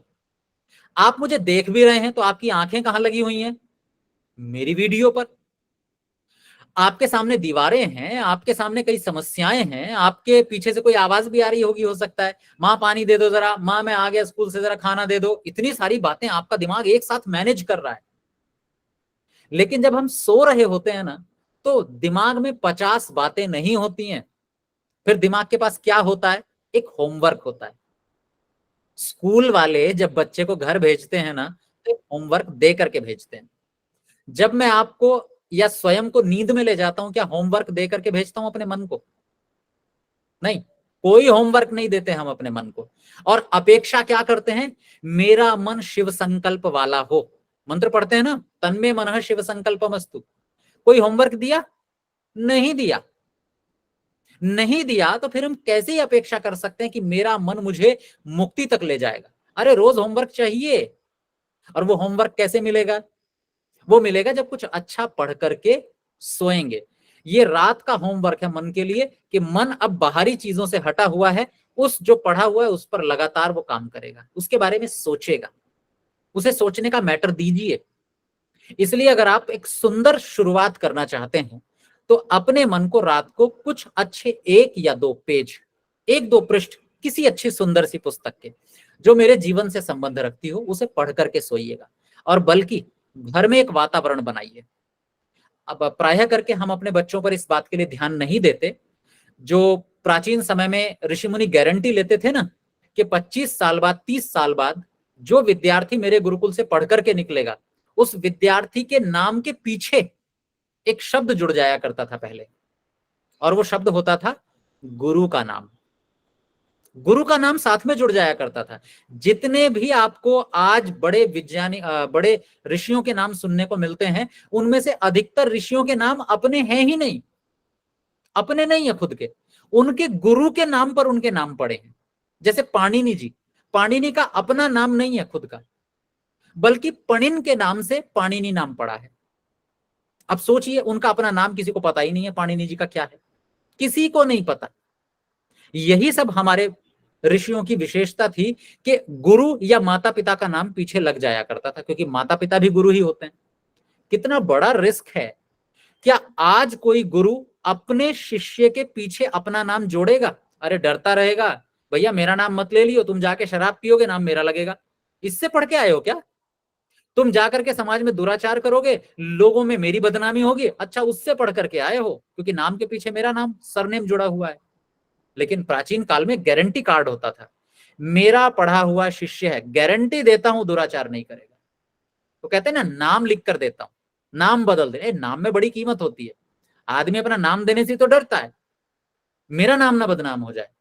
पुराने ऋषियों को भरोसा था अपनी शिक्षा पर कि मैं नाम दे रहा हूं, बदनाम नहीं होगा, क्योंकि मैंने सिखाया ही इस तरह से है। और वो क्यों होता है, वो कैसे होता है? वो इसलिए कि जब हम बच्चे को बचपन से तैयार करते हैं, निगरानी में रखते हैं अपनी, वो निगरानी में जब हम 24 घंटे रखते हैं, तो फिर कोई सूरत ही नहीं है कि हमारी संतान हमारे हिसाब से न बने। इसलिए मैं एक आपको सलाह तो क्या कह लीजिए उसको, एक चेतावनी भी समझ लीजिए कि आने वाला जो समय है उसमें संस्कार बड़ा महत्व रखेंगे। आने वाला समय तकनीक का समय है, यानी तकनीकी दृष्टि से आपको सोचने की जरूरत नहीं है। आपका जीवन सुविधामय बनने वाला है, आप चाहें या ना चाहें, जीवन में सुविधाएं आएंगी आपके। आप कितना ही बच लीजिए, आप सुविधाओं से नहीं बच सकते। आने वाले और 20-30 साल बाद आपके बच्चों के जीवन में सुविधाओं का अंबार लगा होगा। बस कमी रहेगी तो एक चीज की, संस्कारों की। तो क्या करना है? एक नियम घर में बनाइए आज से ही। बच्चे को उसकी हालत पर मत छोड़िए, खासकर रात के समय। सोने से पहले जो 1 या 2 घंटे हैं वो मन मर्जी से नहीं बीतने चाहिए हमारे बच्चों के। सोने से पहले वो कुछ अच्छा पढ़ करके सोएं, ये एक माँ की जिम्मेदारी होनी चाहिए, एक पिता की जिम्मेदारी होनी चाहिए। चाहे बच्चे को पास में बैठाकर खुद पुस्तक क्यों ना पढ़नी पड़े, बैठो 1 घंटे यहाँ, मैं पढ़ रही हूं, सुनो जरा इसको। मैं चाहे किसी एक अच्छा कैरेक्टर चुन लीजिए। आजकल तो किताबों की भी जरूरत नहीं कि इतनी किताबें लाएंगे कहां से आप। आज तो आपको गूगल पे सर्च करना है, चलो आज मैं इसको नचिकेता की कहानी सुना करके सुनाऊंगा। बैठाइए, नियम है ये, आधा घंटा 1 घंटा बैठो, नचिकेता की कथा पढ़ करके सुनाओ और फिर बोलो अब सो जाओ, और फोन ले लीजिए। अंतिम समय फोन नहीं देखोगे, दिनचर्या समापन करते समय फोन ले लो, ये कहानी सुन ली, अब सो जाओ। अब जो दिमाग रात को काम करेगा वो उसी कहानी पर चलेगा, सपने भी उसी के आएंगे, दोहराएगा उसको बार बार, और सुबह जब आप देखेंगे तो कुछ दिनों बाद उसके जीवन में गजब का परिवर्तन दिखाई देगा आपको। क्योंकि ये परिवर्तन मैंने महसूस किया है, मैंने गुरुकुल संभाला है कुछ दिनों तक, और मैंने ये गुरुकुल में बच्चों में परिवर्तन देखा है कि जो बच्चा आते समय गुरुकुल में गाली दिया करता था, वो बच्चा खेलते समय भी श्लोक दोहरा रहा है, क्योंकि उसे ऐसा होमवर्क दिया गया रात को सोने से पहले। तो एक नियम जीवन में बना लीजिए, दिन भर फिर भी हम नजर नहीं रख सकते, हम कोई सीसीटीवी कैमरा नहीं है कि अपने बच्चे पर नजर रखें 24 घंटे, संभव ही नहीं है, पर रात का 1 घंटा तो दे सकते हैं ना, जो सबसे ज्यादा जरूरी है, वो खुद के लिए भी और बच्चों के लिए भी। तो ये जो समापन करना है दिनचर्या का, ये बड़ा महत्व रखता है, क्योंकि यही हमारे नए दिन की शुरुआत करता है, और इसी को कहते हैं वानप्रस्थ। और अगर वानप्रस्थ बेहतर हो गया ना आपका, तो निश्चित रूप से सन्यास अपने आप अच्छा होगा। सन्यास मतलब नींद।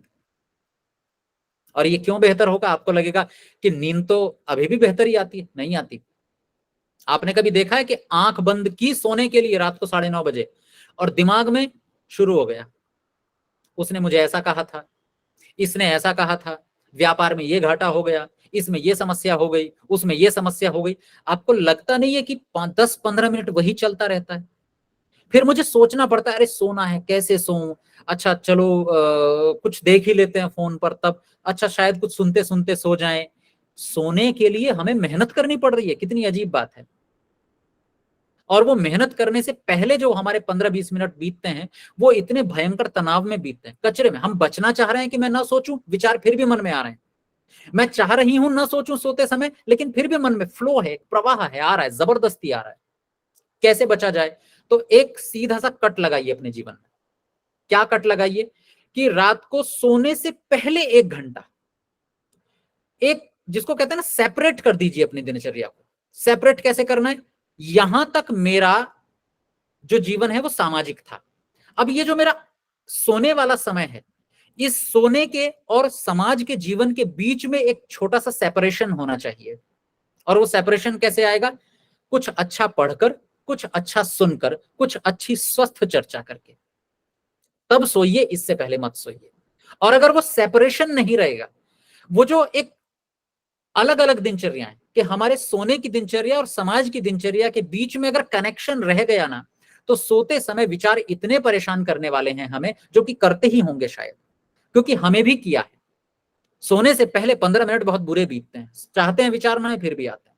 वो सेपरेशन जीवन में लागू करना पड़ेगा। वो कैसे होगा? कोई अच्छी पुस्तक उठाइए, यानी अब पुरानी दिनचर्या से कट, अलग, अब एक नई दिनचर्या शुरू हो रही है। और अगर ऐसा हो गया तो फिर सुबह को भी ऐसे ही करना है। सुबह को भी उठते ही सबसे पहले हमारा सबसे पहला काम क्या होता है? इसका मैसेज आया है, कौन कौन से लिंक आए हैं आज? सबसे पहला काम हम ये करते हैं, गलत। हमने उठते ही वो शुरू कर दिया जो हमें शुरू करना था शायद 8 या 9 बजे के बाद, और फिर हम आशा करते हैं अपने मन से कि मेरा मन मुझे मुक्ति तक ले जाए। असंभव, नहीं ले जाएगा। ये ही है योग दर्शन का तरीका जीवन जीने का। इसी को योग दर्शन कहता है कि अगर हमें अपने जीवन में सुखी बनना है तो हमें एकाग्र होना पड़ेगा। हमें बाहरी चीजों से कम रात को सोने से 1 घंटा पहले और उठने के 2-3 घंटे बाद तक अलग रखना पड़ेगा अपने आप को विषयों से, जिसे एकाग्र अवस्था और निरुद्ध अवस्था कहा गया है। मैं केवल नाम बता रहा हूं जिनको, वैसे आप लोग स्वाध्यायशील हैं और डिटेल में जानना है तो आप योग दर्शन की कक्षा से भी जुड़ सकते हैं। ये एकमात्र तरीका है सुखी जीवन जीने का। तो इसलिए जब जीवन की शुरुआत कीजिए उसके भी कुछ फॉर्मूले हैं। रात को सोने के समय के दोहरा देता हूं। सबसे पहले अपने हाथ पैर मुंह धो करके सोइए, पहला नियम। दूसरा, जो ये बाहरी काम है इनको थोड़ी देर के लिए बाहर ही छोड़ दीजिए और एक नई शुरुआत कीजिए। कुछ अच्छा पढ़कर, कुछ अच्छा सुन करके सोइए, यानी शरीर में गंदगी ना हो और मन में ना हो। दूसरा काम, अब जब सुबह उठें तो सुबह कम से कम 2-3 घंटे भूल जाइए कि मेरा सामाजिक जीवन क्या है। आपातकाल की बात छोड़ दीजिए, आपातकाल अलग है, लेकिन सामान्य रूप से फोन साइलेंट पर, सामान्य रूप से फोन अपने से बहुत दूर। सुबह टहलने जाएं, फोन को साथ में लेके न जाएं। अपने दिन की एक स्वस्थ शुरुआत करें। हाँ, लेकिन अगर आपको कोई अच्छा सा प्रवचन सुनना है सुबह सुबह, वो आप कर सकते हैं। कोई प्रवचन सुनना है तो फोन साथ में रख सकते हैं, अन्यथा नहीं। तो अपने जीवन की शुरुआत के कम से कम 2-3 घंटे सामाजिक चिंताओं से अलग बिताइए, जिसमें ध्यान हो सकता है, जिसमें यज्ञ हो सकता है, जिसमें स्नान हो सकता है, जिसमें बाकी आपका व्यायाम हो सकता है। तो आप देखेंगे कि अगर गुरुकुल में पढ़ने का मौका नहीं मिला, गृहस्थ में भी कुछ कमी दिखाई देती है, तो अगर ये दिनचर्या हम आज भी अपनी जारी कर लें, लागू कर लें, तो आपको लगेगा कि जीवन में एक नई उमंग आ गई है और हमें लगेगा कि जीवन शायद एक पूर्णता की तरफ चला है। जो कमी महसूस हो रही थी वो निकल गई है और निराशा तो छट ही जाएगी, निराशा का तो कहीं को नामो निशान नहीं रहेगा। ये ईश्वर की कृपा है। ईश्वर ने सृष्टि का निर्माण ही ऐसा किया है कि रोज नए अवसर हमारे पास आते हैं। सूरज की पहली किरण एक नया अवसर लेकर के आती है और रात्रि हमारे लिए फिर से एक नई शुरुआत को शुरू करती है। ऐसे ईश्वर को हम प्रतिदिन धन्यवाद करें और अपने जीवन को अच्छे मार्ग पर चलाएं। मैंने प्रयास किया कि एक प्रवचन सा बन के न रह जाए, जो हमारे जीवन में शायद कुछ काम का हो। आज वर्तमान जीवन में ऐसा कुछ ये चर्चा बने, तो आशा करता हूँ शायद बनी होगी। बाकी आप लोगों ने बड़े धैर्य से सुना, सब लोग बड़े अच्छे, आपके बीच में आने का अवसर भी मिला। बहुत बहुत धन्यवाद। समय हो गया, 3 मिनट बचे हैं केवल। ओ क्षम, आभार। 1 मिनट आचार्य जी मैं बोलूंगी। आचार्य जी, जो है हमें आपकी यूट्यूब की सारी वीडियो मैं रात को ही सुनते सुनते सोती हूँ हमेशा। बस ये यही मेरे एक अच्छा हाँ, ये अपने आप ही नियम बना हुआ है। जब फ्री होते, दिन में तो हमें इतनी फुर्सत नहीं मिलती सुनने की। रात को मेरे हमेशा रूटीन है कि 8 बजे से आपकी जो मैंने सारे सप्तम अध्याय, अष्टम नवम सब आपके जो है सारी वीडियो में सुनती हूँ। चलिए, स्वागत है, हाँ, शुभकामनाएं आपको। दादी जी बहुत अच्छा आपने बोला। और मैं ना आज परोपकार पत्रिका के हम आजीवन सदस्य बने हुए हैं। जी जी। तो बहुत साल तक तो आती रही हमारे पास, अभी बंद हो गई है, पता नहीं क्यों ऐसे। आप मुझे अपना अगर ग्राहक संख्या आपके पास हो, हाँ। या पत्रिका में जो आपके नाम के साथ एक नंबर लिखा आता था उसकी फोटो मुझे भेज दें तो मैं उसको ठीक करवा दूं। तो वो होशंगाबाद से जो एक ब्रह्मचारी थे वो आए थे हमारी मयूर विहार आर्य समाज में, तो उन्होंने हमको आजीवन सदस्य बनाया। फिर कुछ साल बाद वो डॉक्टर अपने धर्मवीर जी आए थे, तो अब हमारे घर खाना वाना खाया तो उनसे कहा था, तो उन्होंने फिर रिन्यू करवा दी थी हमारी कि अभी आया करेगी। अब उनके बाद से फिर से हमारी वो पत्रिका नहीं आ रही है। तो आप मुझे भेज दीजिएगा, मैं उसको ठीक करवाने का प्रयास करूंगा। आचार्य जी, मुझे योग की क्लास जो आप बता रहे हैं जुड़ना है, उसके लिए क्या करना होगा? मैं फोन नंबर शेयर कर देता हूँ, आप मुझे व्हाट्सएप कर दीजिएगा, आपको कक्षा में जोड़ लेंगे। अब फोन नंबर कैसे शेयर करना है पता नहीं, बोल दीजिए, मैं लिख लेती हूँ। नहीं, मैं यहाँ पर कमेंट बॉक्स में मैसेज में डाल देंगे आचार्य जी। जी आचार्य जी आप बोल दीजिए, मैं डाल दूंगी मैसेज में। आचार्य जी का सभी अपने माइक म्यूट रखेंगे कृपया। उन्होंने मेरे पास 2 बार पैसे लिए, 80-80 रुपये वहाँ अजमेरी गेट पे, लेकिन कोई पत्रिका नहीं आई। आप मुझे बता दीजिएगा, मैं करवाऊंगा। ठीक है, मैं तो देके आई थी। फोन नंबर मैंने चैट बॉक्स में डाल दिया है, आप वहां से देख सकते हैं। जी, मैं भी म्यूट कर लेता हूँ। हाँ जी, आचार्य जी का बहुत ही सरल शब्दों में योग दर्शन के हिसाब से हमारी दिनचर्या कैसे बनने चाहिए उस पर अपने सरल विचार रखे हैं। इसी के साथ मैं सुषमा बुद्धि राजा जी से निवेदन करूंगी तो वो अपना वक्तव्य के साथ, अध्यक्षता के साथ अपना वक्तव्य रखेंगे। आदर व सम्मान के योग्य आचार्य अंकित प्रभाकर जी, कार्यक्रम में जुड़े सभी मेरे आर्य भाई बहन, मंच की कुशल संचालिका आदर्श मेहता जी, विजय रानी शर्मा जी, आप सभी को मेरी सादर नमस्ते। सबसे प्रथम मैं आज स्त्री आर्य समाज रोहतास नगर की पूरी टीम को उनके ऑनलाइन कार्यक्रम के 150वें एपिसोड के पूरे होने पर बधाई देती हूँ। प्रभु आपको और शक्ति दे, इस प्रकार वेद के प्रचार और प्रसार के कार्यों में आप लगे रहें। बहुत सुंदर कार्यक्रम आज का। शुरुआत में सुषमा सिक्का जी ने बड़ा सुंदर ईश्वर स्तुति प्रार्थना उपासना के मंत्रों का अर्थ सहित पाठ किया और रचना वर्मा जी ने प्रभु भक्ति का भजन रखा। बहुत सुंदर प्रार्थना के रूप में उन्होंने भजन रखा कि हे परमात्मा मुझे शक्ति दे, मैं कहीं तेरे दर को ना भूल जाऊं, इसलिए मुझे अपने भक्तों का संग देना। उसके बाद अपने उन्होंने भजन रखा। रविंदर गुप्ता जी ने देशभक्ति का गीत रखा और प्रतिभा जी ने बहुत सुंदर ऋषि का गीत रखा। और आगे उन्होंने रचना वर्मा जी ने भजन रखा वेद रतन अनमोल। सच में वेद रतन बहुत अनमोल है। हम सब सौभाग्यशाली हैं जो हमें ऋषि दयानंद जैसा गुरु मिला, जिसने हमें वेदों को पढ़ने का अधिकार भी दिलाया और आदेश भी दिया, क्योंकि वेद ईश्वर की सच्ची वाणी है। और इसके साथ ही अंकित प्रभाकर जी का, जिन्होंने इतना सुंदर हमें जीवन जीने की कला बताई कि किस प्रकार हमें जीवन जीना है योग दर्शन के अनुसार। और सच में बच्चों को हम कैसे बना सकते हैं, जैसे आज का वातावरण है, बच्चों के हाथ में, हर किसी के घर में बच्चों के हाथ में मोबाइल है ही है। बहुत सुंदर प्रेरणा दी आपने कि सोने से पहले बच्चों को कोई ना कोई कहानी या उनसे सुन के उनको सुनाएं या खुद सुना के सुनाएं, तभी जो है हम बच्चों का जीवन सफल बना सकते हैं। अगर हमारे बच्चे सुधर गए, उनमें संस्कार आ गए, तो हमारा जीवन जो है ना वो खुशहाल बन सकता है। क्योंकि हम देखते हैं जहाँ बच्चे संस्कारी नहीं है, वहाँ माता पिता कितने दुखी होते हैं। तो बहुत सुंदर कार्यक्रम ईश्वर का बताया। कभी ईश्वर निराश नहीं होने देता, क्योंकि वो तो हमारा सच्चा पिता है। आप देखिए संसारिक माँ बाप, अगर कोई बच्चा जरा सा परेशान होता है तो उसकी समस्या को सुलझाने में अपनी पूरी शक्ति लगा देते हैं। इसी प्रकार हम भी परमात्मा के साथ जुड़े, क्योंकि वो परमात्मा जो है हमारा सच्चा पिता है। वो हमारा सच्चा पिता है, वो हमें कभी निराश नहीं होने देता। आप देखो कभी हम निराश होते हैं तो हमारे मन में पता नहीं कहाँ से एक लहर सी आ जाती है और वो हमारी निराशा दूर कर जाती है।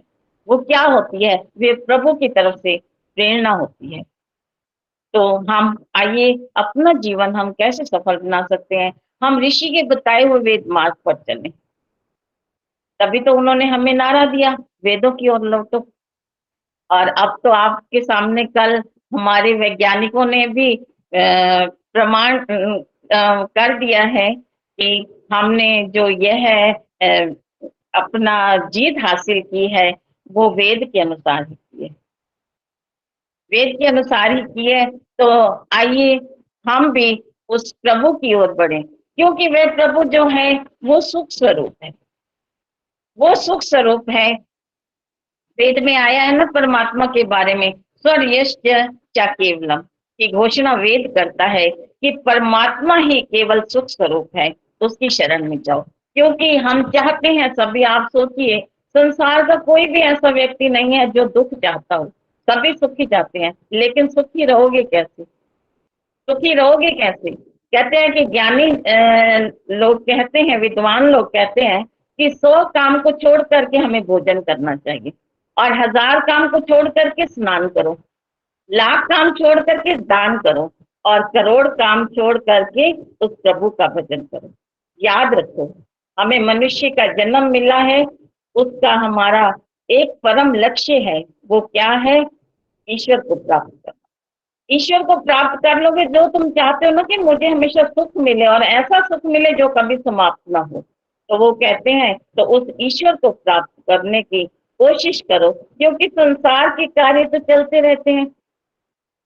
तो कैसे प्राप्त करोगे? कहते हैं कि ईश्वर की स्तुति, प्रार्थना और उपासना जो है वो नित्य प्रति अवश्य कीजिए। लेकिन हम क्या करते हैं, हम सारे काम तो कर लेते हैं, जब हमारे पास प्रभु भक्ति के लिए बैठने का होता है, कहते हैं कोई हमें, तो हम कहते हैं अरे हमारा ये काम पड़ा हो, हमारे घर कोई आ रहा है, हमने जाना है। हमारा तो वही हाल हो गया। मैं आपको एक दृष्टांत देती हूँ। कहते हैं कि एक पिता ने सोचा कि चलो मैं अपने बच्चे को आज मेले में घुमा लाता हूँ। तो उसने बच्चे को तैयार किया। बच्चा बहुत खुश था। बच्चा अपने पिता की उंगली थाम करके, कहते हैं वो मेले में जाता है, हंसते खेलते खाते पीते दोनों पिता और पुत्र मेले में पहुंच जाते हैं। मेले के दृश्य को देख करके वो बहुत आनंदित होता है, बड़ा प्रसन्नचित होता है और निश्चिंत होता है। क्यों निश्चिंत होता है? क्योंकि वो सोचता है कि मेरा पिता मेरे साथ है। और पिता भी अपने पुत्र को देख करके आनंदित होता है। कहते हैं कि इस तरह जो है ना, पूरे मेले में तरह तरह की वो खिलौने भी देखता है, खेलने के साधन भी देखता है, झूले भी झूलता है, भीड़ में जा रहे हैं, लेकिन अचानक क्या होता है कि बच्चे की उंगली जो है पिता के हाथ से छूट जाती है।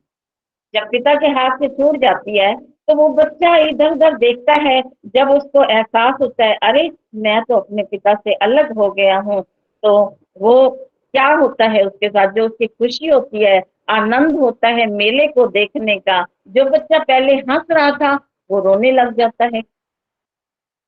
जिस मेले को देख करके वो इतना प्रसन्न था, लेकिन अब उसके सारी प्रसन्नता जो है उदासी में बदल गई है। तो अब केवल उसको क्या चाहिए? उसको अपने पिता का हाथ चाहिए, जो उसका साथ छूट गया था। क्योंकि जो मेला जो उसको इतना अच्छा लग रहा था, अब पिता के बगैर वो मेला उसको नीरस लगने लग गया। तो अब उसे कुछ अच्छा नहीं लग रहा है। वो केवल अपने पिता को ही ढूंढ रहा है, पिता को देखने के लिए दुखी है। बस यही कहानी भी हमारी और आपकी है। हम उसी परमात्मा की संतान। इस जगत के मेले में हम किसी लक्ष्य की प्राप्ति के लिए आए हैं। जब तक हम उस परम पिता परमात्मा की उंगली थामे रखते हैं, तो उसकी कृपा जो है हमारे साथ बनी रहती है। उसकी स्तुति प्रार्थना उपासना करते रहते हैं तो हम सुखी रहते हैं, प्रसन्न रहते हैं। लेकिन जब कहीं हम अज्ञानतावश उसकी उंगली को छोड़ देते हैं, उसकी भक्ति से दूर हो जाते हैं, तो हम दुखी हो जाते हैं। जब दुखी होते हैं तब भी देखिए हमारी क्या वृत्ति है। हम अपने ऊपर दोष नहीं देते, हम परमात्मा के ऊपर दोष देते हैं कि अरे हमने तो कुछ किया ही नहीं, लेकिन फिर भी परमात्मा ने हमें ये क्यों दुख दे दिया है।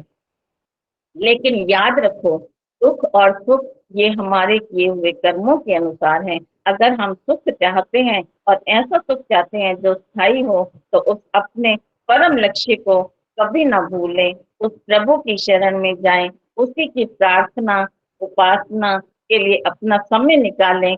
जैसा कि आचार्य जी ने हमें बताया है, जीवन जीने के लिए अगर अपनी सुबह अच्छी चाहते हो तो रात्रि को उसकी तैयारी करके सोना होगा। बड़ी सुंदर छोटी छोटी बातें उन्होंने हमें बताई हैं, जो कि हमारे लिए कारगर सिद्ध होती हैं। पहले भी हमें किसी विद्वान ने बताया था, ये हाथ मुंह धो करके सोना है। तो आचार्य जी, मेरा नियम बना हुआ है काफी वर्षों से, मैं रात को सोने से पहले हाथ मुंह धो करके ही सोती हूँ। और वेद मंत्र तो हमारे पास है ही, वो अलग बात है हम पढ़े या ना पढ़े, लेकिन मेरे ऋषि ने तो हमें हर मौके के लिए मंत्र छांट छांट के दिए हैं। रात को सोने से भी पहले उन्होंने कहा है कि अपने शिव संकल्प के मंत्र जो हैं पढ़ करके सोइए, ताकि आपके मन में रात को कभी आपके दिल और दिमाग में बुरे सपने नहीं आएंगे। इसलिए आइए, धन्यवाद करती हूँ मैं प्रभाकर जी आपका। बहुत सुंदर आपने छोटी छोटी बातें बताई जो कि हमारे जीवन में काम आने वाली हैं, अगर हम उनको अपनाएं तो। ये हमारा कर्तव्य बनता है, हमने जिनको सुना है उनकी बातों को अपने जीवन में लाएं। इसी के साथ ही मैं धन्यवाद करती हूँ अपने विजय रानी शर्मा जी का, आदर्श मेहता जी का और इनकी पूरी टीम का, जिन्होंने आज मुझे इतना मान सम्मान दिया है अध्यक्ष पद पर बिठा करके। तो प्रभु से प्रार्थना है, प्रभु हम सबको शक्ति दे कि हम उसी अपने पिता की उंगली को थामे रखें, क्योंकि ताकि हमारा जीवन सुखदायी बन सके। आप सभी का एक बार पुनः धन्यवाद। बहुत बहुत धन्यवाद सुषमा दीदी आपका। आपने आचार्य जी का भी धन्यवाद करा। मैं पूरी टीम की तरफ से और सभी श्रोताओं की तरफ से भी आचार्य जी का बहुत बहुत धन्यवाद करती हूँ। आप ऐसे ही विचार हमारे बीच में रखते रहेंगे। जैसे कि सभी हमारे श्रोता भी कहते हैं, हम आपको यूट्यूब पे सुनते रहते हैं। आपने बहुत पुस्तकों का अध्ययन किया है, वो आप सत्यार्थ प्रकाश है, सभी जो पुस्तकें आप पढ़ाते हैं गुरुकुल में भी, वो सभी यूट्यूब पे डाल देते हैं। हम सुनकर लाभ उठाते हैं। आपका बहुत बहुत धन्यवाद करते हैं और ईश्वर से प्रार्थना करते हैं कि ऐसे ही आपके विचारों को हम सुनते रहें और अपने जीवन में भी धारण करें, तभी हमारा उद्धार होगा। बहुत बहुत धन्यवाद आचार्य जी। सुषमा दीदी आपका भी बहुत बहुत धन्यवाद। बहुत बहुत धन्यवाद सभी का, बहुत मैम बहुत आज धन्यवाद। आज का ये कहाँ पे सुनने को मिलेगा रिकॉर्डिंग? ये हमारा यूट्यूब चैनल है वैदिक वंदन। ये जिस ग्रुप से आपको लिंक मिला ना, उसी ग्रुप में हम रिकॉर्डिंग भी डालते हैं सभी, तो उसमें डाल देंगे। आप अपना नंबर सेंड कीजिए, नहीं तो हम आपको पर्सनल भी भेज देंगे। हाँ ठीक है, मैं भेजती हूँ अभी। हाँ जी, आदर्श जी कैसे हम रिकॉर्डिंग सुन सकते हैं? अभी बता दूंगी दीदी मैं आपको बाद में। आचार्य जी हाँ, आप कुछ बोलना चाहते हैं आचार्य नहीं, जी? बस आपका धन्यवाद करके मैं अनुमति लेना चाहता हूँ। ठीक है, बहुत बहुत धन्यवाद आचार्य जी। धन्यवाद सभी को, धन्यवाद, हृदय से धन्यवाद। नमस्ते आचार्य जी, हम आपको भीमनगर में मिले थे, भीमनगर गुड़गांव में। जी जी बिल्कुल, आपका तो भीमनगर चेहरा मुझे गुड़गांव देख में करके याद भी आ रहा है। आ गया। जी जी बिल्कुल। हम भी ये आचार्य मैडम जी के से साथ अजमेर में मिले थे। जब हम उदयपुर गए थे तब अजमेर में ही आपसे मिले थे आचार्य जी। अभी परसों मतलब शनिवार और रविवार का गुड़गांव आर्य समाज सेक्टर 4 में कार्यक्रम है, तो वहां मैं पर यही बात कहने लगी थी आचार्य जी, आप हमारी आर्य समाज में आ रहे हैं। मैं सेक्टर 4 और 7 जी की जी ही, हाँ वहां पर कार्यक्रम है। तो फिर परसों उसके बाद मिलेंगे को। 3, 4, 5, 6, 7 शायद सितंबर में कार्यक्रम है गुड़गांव में सेक्टर 11 में संभवतः। नहीं सेक्टर 11 में नहीं है, आपका 7 एक्सटेंशन में है। अच्छा 7 एक्सटेंशन में, ठीक 11 नहीं है। हाँ जी, कल वो बहन में बता रही थी। धन्यवाद आपका, इतने अच्छा प्रवचन दिया। आप 7 एक्सटेंशन के आर्य समाज में आ रहे हैं 3 से 7 तक? जी हाँ 3 से 7 बिल्कुल। 3 से 7 तक जी। संदेश भेज देना मेरे को। हाँ जी ठीक है। सभी को नमस्ते, मैं अनुमति चाहता हूँ। नमस्ते आचार्य जी। बहुत बहुत धन्यवाद। अभी हमें पास समय है। हमारी प्रांतीय सभा की प्रधान रचना ओझा जी भी हमारे साथ जुड़ी हुई हैं।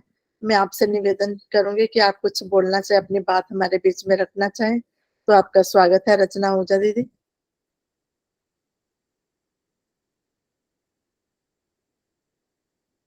डॉक्टर कल्पना रस्तोगी भी हमारे बीच में, उषा किरण जी, सभी जो माननीय बहन भाई हमारे साथ जुड़े हैं उन सभी का स्वागत अभिनंदन करती हूँ। रचना दीदी आप आवाज सुन रही हो? नहीं तो मैं एक भजन के लिए किसी से निवेदन करती हूँ हमारे बीच में। आदर्श जी नमस्ते। हाँ सुनीता रसोचर जी नमस्ते, सभी को हाँ नमस्ते। जी, मैं एक ये सूचना देना चाह रही थी कि आज दिन में जो हमारा प्रोग्राम है 3:45 बजे का, तो उसमें ना रचना ओझा जी के ही आज प्रवचन है, तो आप सूचना दे देना जरूर। आज मेरे फोन में ना बड़ी प्रॉब्लम हो रही थी, इसलिए बार बार मैं ज्वाइन कर रही थी, फिर वो बंद हो रहा था फोन। ठीक है, आज अमर कलोनी आर्य समाज का कार्यक्रम है 3:30-4 बजे से, उसमें 4 से 5:15 4:45 से 5:15 बजे तक उसमें प्रांतीय सभा के प्रधान रचना ओझा जी का उद्बोधन है। सभी उनको सुने और उनका उत्साहवर्धन करें। ललिता तनेजा जी ने अपना ऑनलाइन से ही होगा ना, ऑनलाइन से ही तो होगा। मैं सोची छुट्टी फिर करेंगे आज। अब ललिता तनेजा जी ने हैंड रेज किया है। मैं आपसे निवेदन करूंगी आप अपना एक भजन प्रस्तुत कर देंगे। सभी बहनों को मेरा सादर नमन। मैं ईश्वर के गुणों का वर्णन इस भजन के माध्यम से कर रही हूँ। हे अनंत देव तू महान से महान है, विश्व की हर एक चीज में विराजमान है।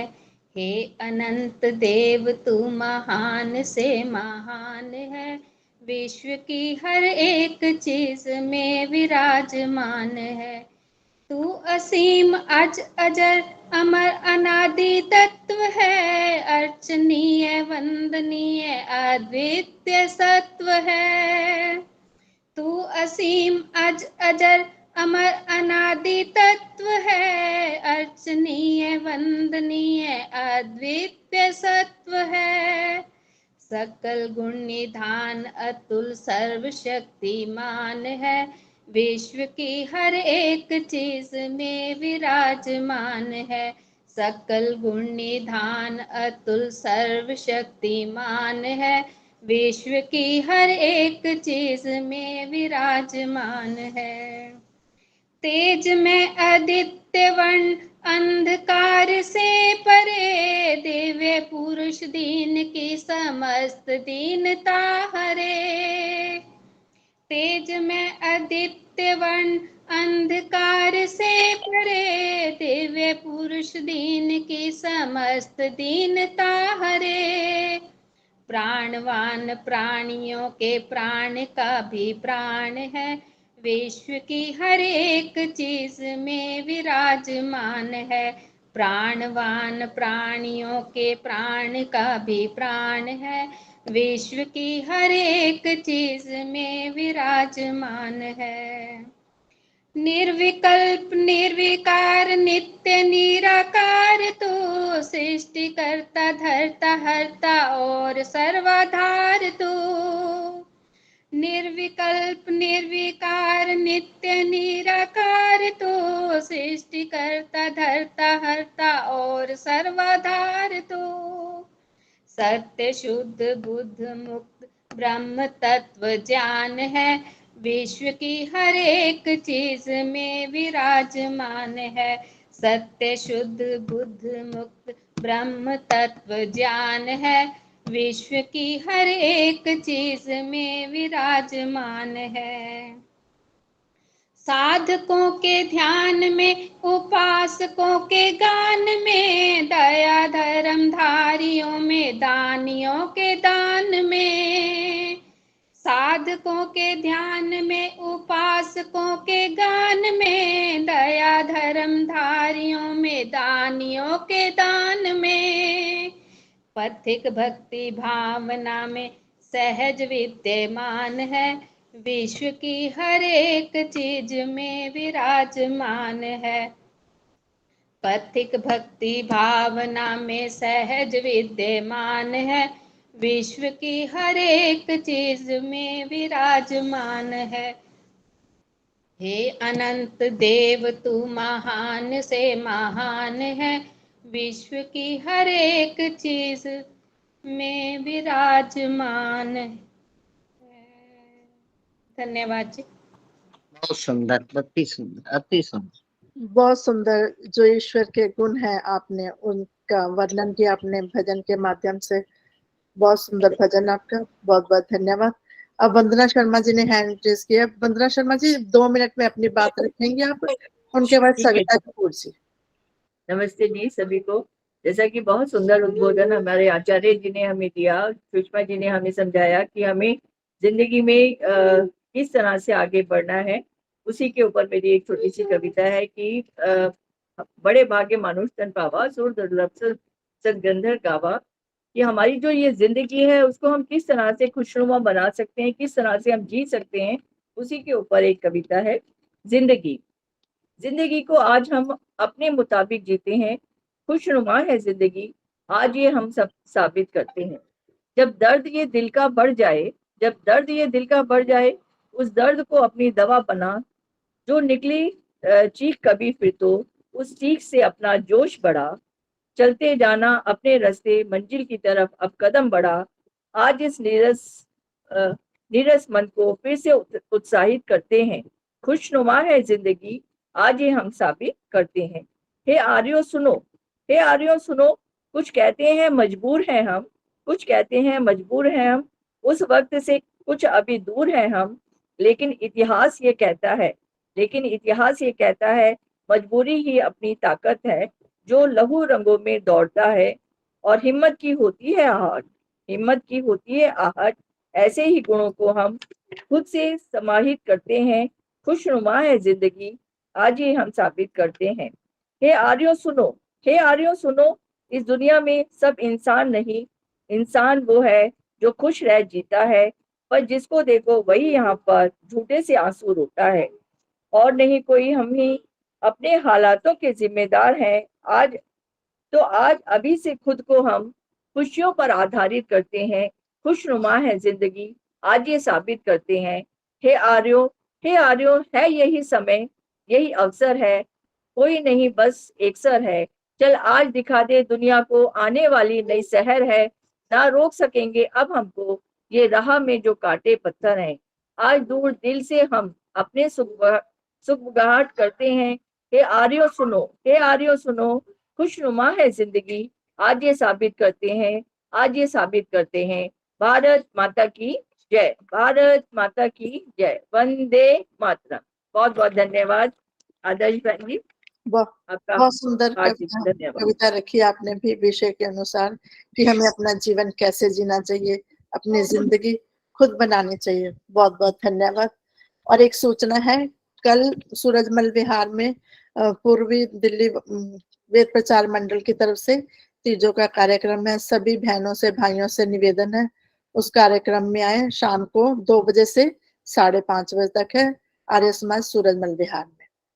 अब मैं सविता कपूर जी से निवेदन करती हूँ कि सभी का धन्यवाद करते हुए शांति पाठ के साथ कार्यक्रम का समापन करें।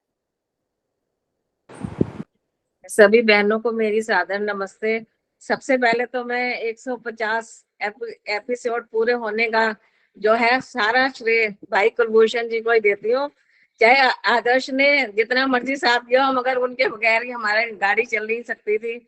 बहुत बहुत धन्यवाद कुलभूषण भाई साहब का और आदर्श का जो निर्विघ्न इस कार्यक्रम को आदर्श जी के बगैर नहीं सफल हो सकते पुरुष। आदर्श जी के बगैर कैसे सफल हो सकते हैं? हर पुरुष की सफलता के पीछे एक औरत का हाथ होता है जो आदर्श वही तो जी का मैं है। कह रही हूँ ना, दोनों का ही आ गया नाम। पहले तो कुलभूषण भाई साहब जी का, फिर आदर्श मेहता का, और जो है आज का तो एपिसोड बहुत ही अच्छा था। उसमें जो है कहने में सुषमा जी का अध्यक्षता पद संभालने से जो हमारे कार्यक्रम में 4 चांद लगे। आप सबके आने से भी हमारे कार्यक्रम की शोभा बढ़ी। बहुत बहुत धन्यवाद आप सभी का। और आज जो है सभी मंगल कामना के साथ सबके लिए जो जो उपस्थित होकर जिन्होंने सुनी उन सब की मंगल कामना के साथ कार्यक्रम को शांति पाठ की ओर ले चलते हैं। सर्वे भवन्तु सुखिनः, सर्वे सन्तु निरामयाः, सर्वे भद्राणि पश्यन्तु, मा कश्चित् दुःखभाग् भवेत्। सबका भला करो भगवान, सब पर दया करो भगवान, सब पर कृपा करो भगवान, सबका सब विधि हो कल्याण। हे ईश सब सुखी हो, कोई न हो दुखारी, सब हो निरोग भगवन, धन धान्य के भंडारी। सब भद्र भाव देखे, सन्मार्ग के पथिक हो, दुखिया न कोई होवे, सृष्टि में प्राणधारी। हम वेद पढ़े सुविचार बढ़े, बल पाए चढ़े नित ऊपर को, अविरुद्ध रहे रिजु पंथ गहे, परिवार करे वसुधा भर को। ध्रुव धर्म धरे पर दुख हरे, तन त्याग तरे दुख सागर को। दिन फेर पिता वर दे सविता, हम आर्य करे जगती भर को, हम आर्य करे जगती भर को। ओम ध्योः शान्तिरन्तरिक्ष गुण शान्तिः, पृथिवी शान्तिरापः शान्ति, रोषधयः शान्ति, वनस्पतयः शान्तिर्विश्वे देवाः शान्ति, ब्रह्म शान्तिः, सर्वं शान्तिः शान्तिरेव शान्तिः सामा शान्तिरेधि ओम शांतिः शांतिः शांतिः। जो बोले सो अभय सत्य सनातन वैदिक धर्म की जय। मर्यादा पुरुषोत्तम श्री रामचंद्र महाराज की जय। योगी राज श्री कृष्ण चंद्र महाराज की जय।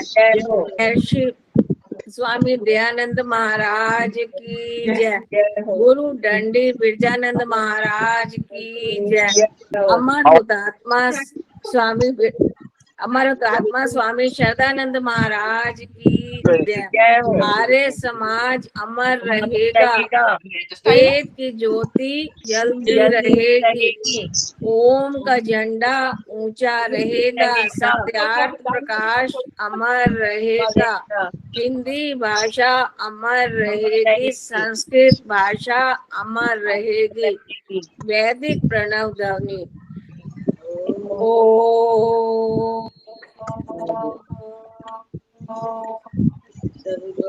वैदिक